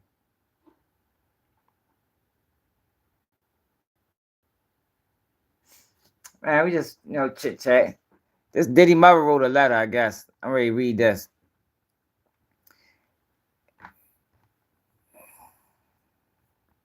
Janice Smalls Combs, the mother of Sean Combs, through her undesigned counsel and on behalf of the Combs family, released the following statement. I come to you today as a mother, and I'm devastated and profoundly saddened by the allegations made against my son, Sean Combs. It is heartbreaking to see my son judged, not for the truth, but for a narrative created out of lies. To bear witness what seems to be like a public lynching of my son before he has had the opportunity to prove his innocence is a pain to unbearable to put into is a pain too unbearable to put into words. What the fuck? Like every human being, my son deserves to have his day in court, to finally share his side and to prove his innocence. I'm not here to portray my son as perfect because he is not. His past, as well as we all have. My son may not have been entirely truthful about certain things, much as denying he has ever gotten violent with his ex-girlfriend. The hotel surveillance video showed otherwise. Sometimes the truth and a lie becomes so clearly intertwined that it becomes terrifying to omit one part of the story, especially when that truth is outside the norm or too complicated to be believed. That is why I believe my son's civil legal team opted to settle the instead of contesting it until the end, resulting in a ricochet as the federal government used this decision against my son by it as an admission of guilt. It is important to recognize that none of us, regardless of our stature, are immune to fear or mistake.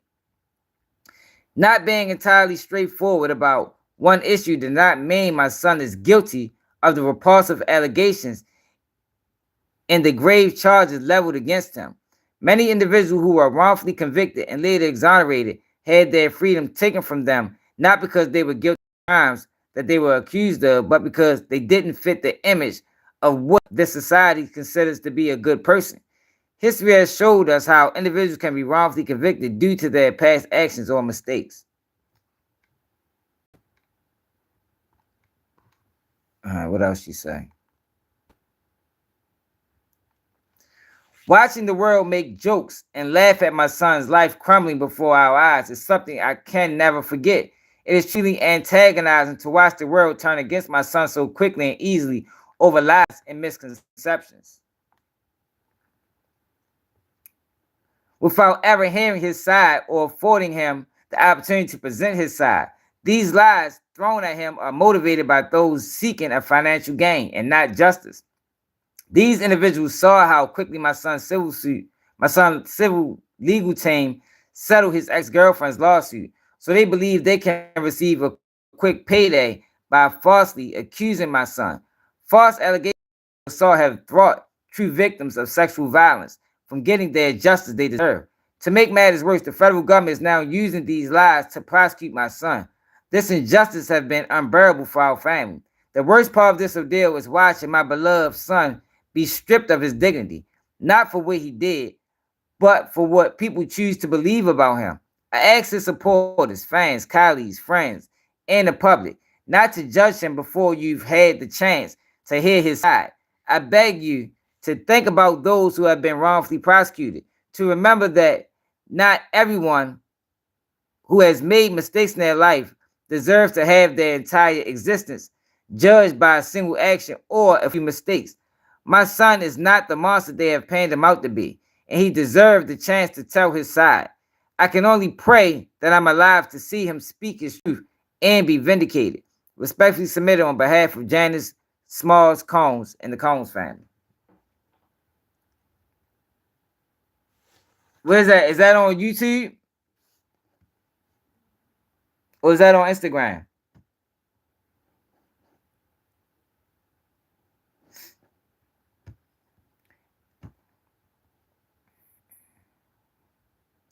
So this was filed in March. You just posted the link where? You can't post it in the chat, bro. I can't reach it from the chat.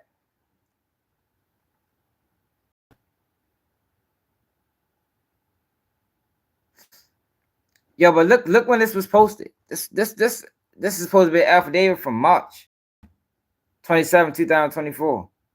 End of the year.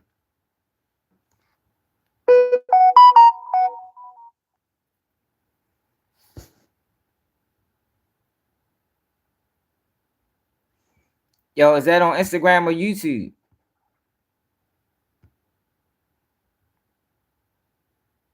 That's what I need to know. Instagram or YouTube? All right.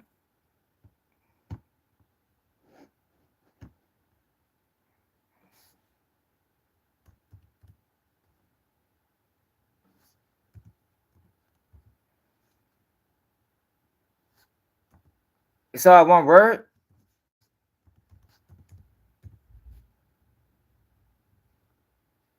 It's all one word?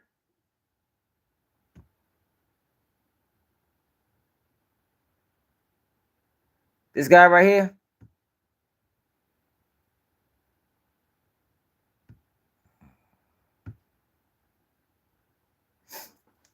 Now let's check this out. I'm asking you with your mother. Leave out the house. Which video was it?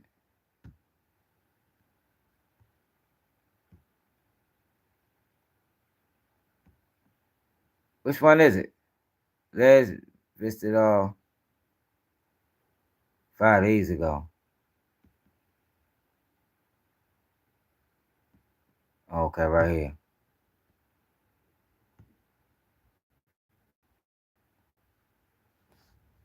I know that we would see the day where Diddy would get arrested, and I told you guys in the Maria Z interview in 2021 that no one tells on Diddy. P. Diddy. All right? Just the same way nobody tells on Denzel Washington. We've tried to tell you everything that we can, and now we have people messaging us, investigators, people that want to talk now, when now it's because it's trending. We're still not on the subject of the kids. All the adults are covering their asses. All the adults are, I left at a certain time, yet you knew children were there. I've been to plenty Diddy parties. I left early. I swear to you, I've never seen the stuff that they claim to be going on. I've never seen it. You ever been to one of Diddy parties? Yeah, I've been. This guy by Almost 15 years ago, I started a relationship coaching practice that had a 2-year plus wait list. by the name of Jonathan Hay, who's an industry publicist, has worked in the music industry, has worked in the industry for some time.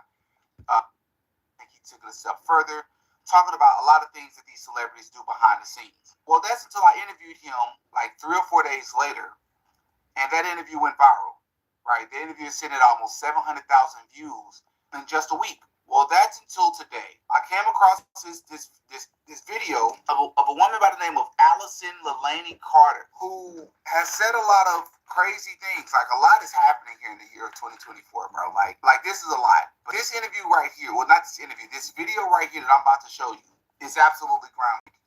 It's absolutely groundbreaking. She talks about, she's accusing Diddy, and she has been accusing Diddy for years. So it's not like she's just hopping on the bandwagon and it's a trend. No, she's been accusing Diddy for years. It's documented. And she's upset because people weren't believing her. Authorities were not taking her claim serious. Until now, when it's popular and it's a trend and he's been arrested, now they want to listen to her. She accused people like Young Jock. I believe it. She accused people like Birdman. I believe it. But she also accused people like Denzel Washington. I don't know these people. I'm not defending these people. But let's be honest. Objectively speaking, as clean of a career as Denzel Washington has had, even the movie work roles that he has, he's very particular even about those. That's a bit surprising. But I believe her. I absolutely believe her. The amount of detail that she goes into in this video, talking about what she experienced with these celebrities, is mind-blowing. Before we watch the video, man, I'm actually to like the video, subscribe to the channel, but I'm also going to read out the affidavit. She didn't post all of it, but what she did post, I'm going to read it out to you. Let's check it out. All right, here's the affidavit. It says, Brian Christopher Williams, a.k.a. Birdman, a.k.a. Baby, date of birth 2/15/69. Number 2, Denzel Hayes Washington Jr. Number 3, Sean Combs, a.k.a. Puff Daddy, a.k.a. P. Diddy, a.k.a. Diddy. And Giselle Amon Robinson, a.k.a. Young Jock. The Playboy Mansion after party held in Simi Valley on or around 2009-2010 while I was in foster care. I, Allison Lelaney Carter, previously known as, and she blanks the name out, Outlaw Test, under oath. The following account. Yo, why does it look like this though, bro? Like, what is like? Paperwork don't normally look like this. Alpha David of Truth. I don't look like that. What the fuck is that light y'all keep blanking? Personal experiences to be true and accurate to the best of our knowledge regarding the Playboy Mansion after party attended by Birdman, Denzel, Diddy, and Young Jock. My date of birth is 2/15/94, and this party was on or around, and it cuts off there. And I was born in 94 as well, so we talking about what year she's saying? She's saying this was in 2009, 2010. So that's 14 years ago. So she had to been around, what, 15, 16 years old? This is very small writing, but it says, favors mean that the kids are literally set on a table and had to work for people to come choose them for SEX. Once they were done having SEX, the kids were placed back on the party favor table, and someone else could. You know what? I'm not gonna read this. I'm not gonna read this. Oh, I got pause. My bad, y'all. I was trying to see what the light was flashing. Maybe a storm outside. About what year she's saying? She's saying this was in 2009, 2010. So that's 14 years ago. So she had to been around, what, 15, 16 years old? This is very small writing, but it says, yeah, that paper, this paper don't look right, y'all. Like, paperwork don't look like that. Let me show y'all something. Paperwork that shit don't look like that, y'all. Hold on.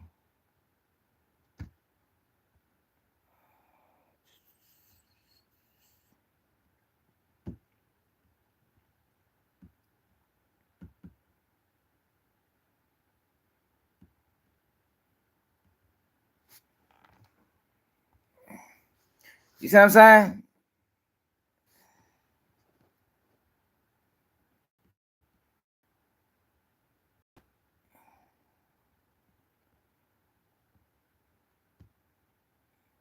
See the difference?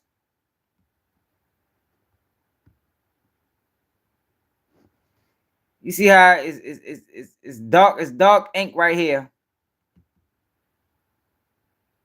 Like this is how most paperwork look. Let me show you something else.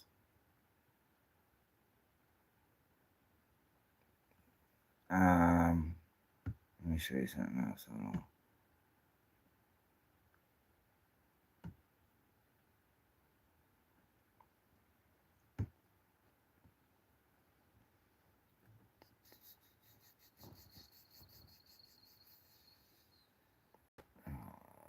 What the fuck is that? Our paperwork at? Did I download that? Or did I only download the Diddy shit? Alright, hold on.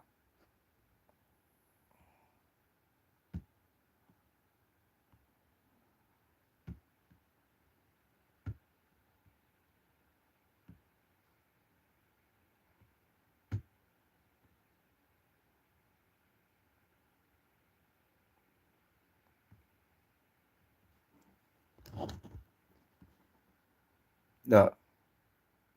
So all of it is like that. You got the dark lettering, and then you got the lighter color lettering. This indictment I did on little dudes from my city that was selling the bud. All of it looks the same. Then you go to this shit. This looks like this shit's written on a regular fucking sheet of paper. But I'm gonna hand 'em out though. Yeah, but it's all of it is written the same. The Diddy paperwork I just showed, that wasn't no indictment. That was a Diddy protective order. This is a protective order. All of it's written like that. Did the indictment like here go did the indictment right here.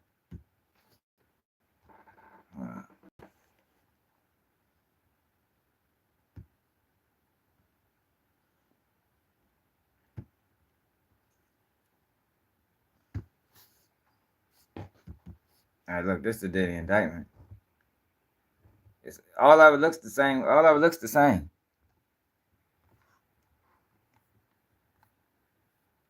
Count 3. Yeah, that's the indictment. All right, but I'm gonna hand him out though. What he's talking about?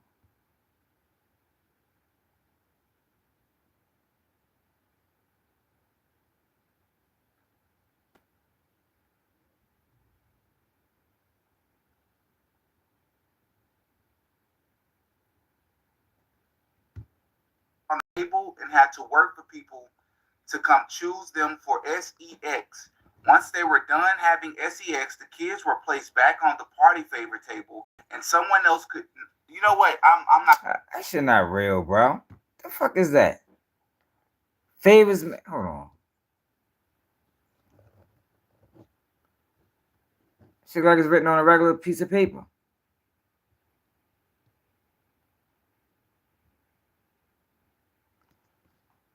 And that the kids are literally sat on a table and had to wait for people to come choose. Oh my god. Yo, I'm not fucking with this. This nigga crazy, bro. Like, it's just. Man. These niggas be tripping, man. What the fuck is wrong with these people, y'all? Yo. Man, these people crazy, yo. Like, yo, what the fuck be wrong with people? Yo, like, yo. I don't get it, yo. That shit is wild. That's why I Gossip with the T only wrote. That's why I Gossip with the T only posted the beginning. You feel me? Because if they thought it was legitimate, they just clout chasing for real. But if they thought it was legitimate, she'd have posted the whole fucking paperwork. But she just posted the beginning because she know the rest of that shit looks crazy. Yo, people wild as a motherfucker. Yo, that's I can't fuck with that type shit. Yo, crazy. Niggas be crazy, bro. Motherfuckers do anything for views. They don't give a fuck about who name they slander. For real. Hey, yo, they fuck around did get that shit for Whack 100. You feel me? Only thing, yo, you can't trust none of this shit, man. For real. And we ain't wrap it up, though, yo. Hold up, I gotta go to Bricc Baby. So let me show y'all what Bricc Baby had to say. The old Brickster. Bricc Baby is confused. He don't know which way to take his career.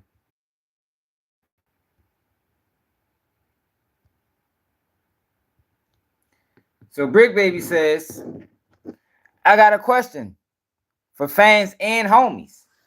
I'm a gang member, rapper, / YouTube media personality. Am I allowed to interview / do content with? I be wanting to ask certain questions about why they think that was smooth to tell and other shit to pick their brain. There, yo, get the fuck out of here, yo, Bricc Baby, yo. Bricc Baby, you want to be down with the Rat Pack? Just say that, bro. Like, yo, it is nothing intriguing about why God decided to tell. Like, yo, you really gotta ask that. That really that really works your brain. Like, damn, yo, why the fuck did he tell? Man, nobody give a fuck why he told. Only thing that matters is he didn't stand on morals. He didn't stand on integrity. He didn't take his charge like a man. The fuck, yo, like, yo, people be crazy. Yo, they be trying to find any excuse to deal with these motherfucking deceitful, disgusting rats. The fuck, Bricc Baby? You been in the streets all these years, supposedly, and you don't know why these niggas tell. You feel me? Yeah, for real, no integrity. You ain't lying, because this shit's getting out of control. Like, all these motherfuckers, man. Like, you really, Bricc Baby, at 30-something years old, you still confused as to why these people tell. They tell because they ain't got no morals. The fuck? Yo, it's civilians that'll get put in situations and don't tell just because it's against what they stand on. It's against what they believe in. They stand on integrity. They stand on you do the crime, do the time. They stand on it. That ain't my job. It ain't my job to solve cases. That's your job. Solve it. I ain't ready to do your job for you. So do you really need, like, seriously, it really don't make sense. Do Bricc Baby really need to get a snitch and do content with him to ask him why he told, or he just looking for a cop out to go hang with Woody? Like, man, get the fuck out of here, man. Man, he could be. I don't trust him. He did too much of a 180 for me. He did way too much of a 180, yo. You don't change that. Yo, that had been already in him. You can't just change like that, yo, from everything being on 60s script to I'm this, I'm that. Now you just went far left. Man, fuck no. I don't think he ever was right. For real. But yo, we be back at 11. That's an hour and a half from now. Appreciate everybody that tapped in. Snuff there, keep it G News, and I'm out.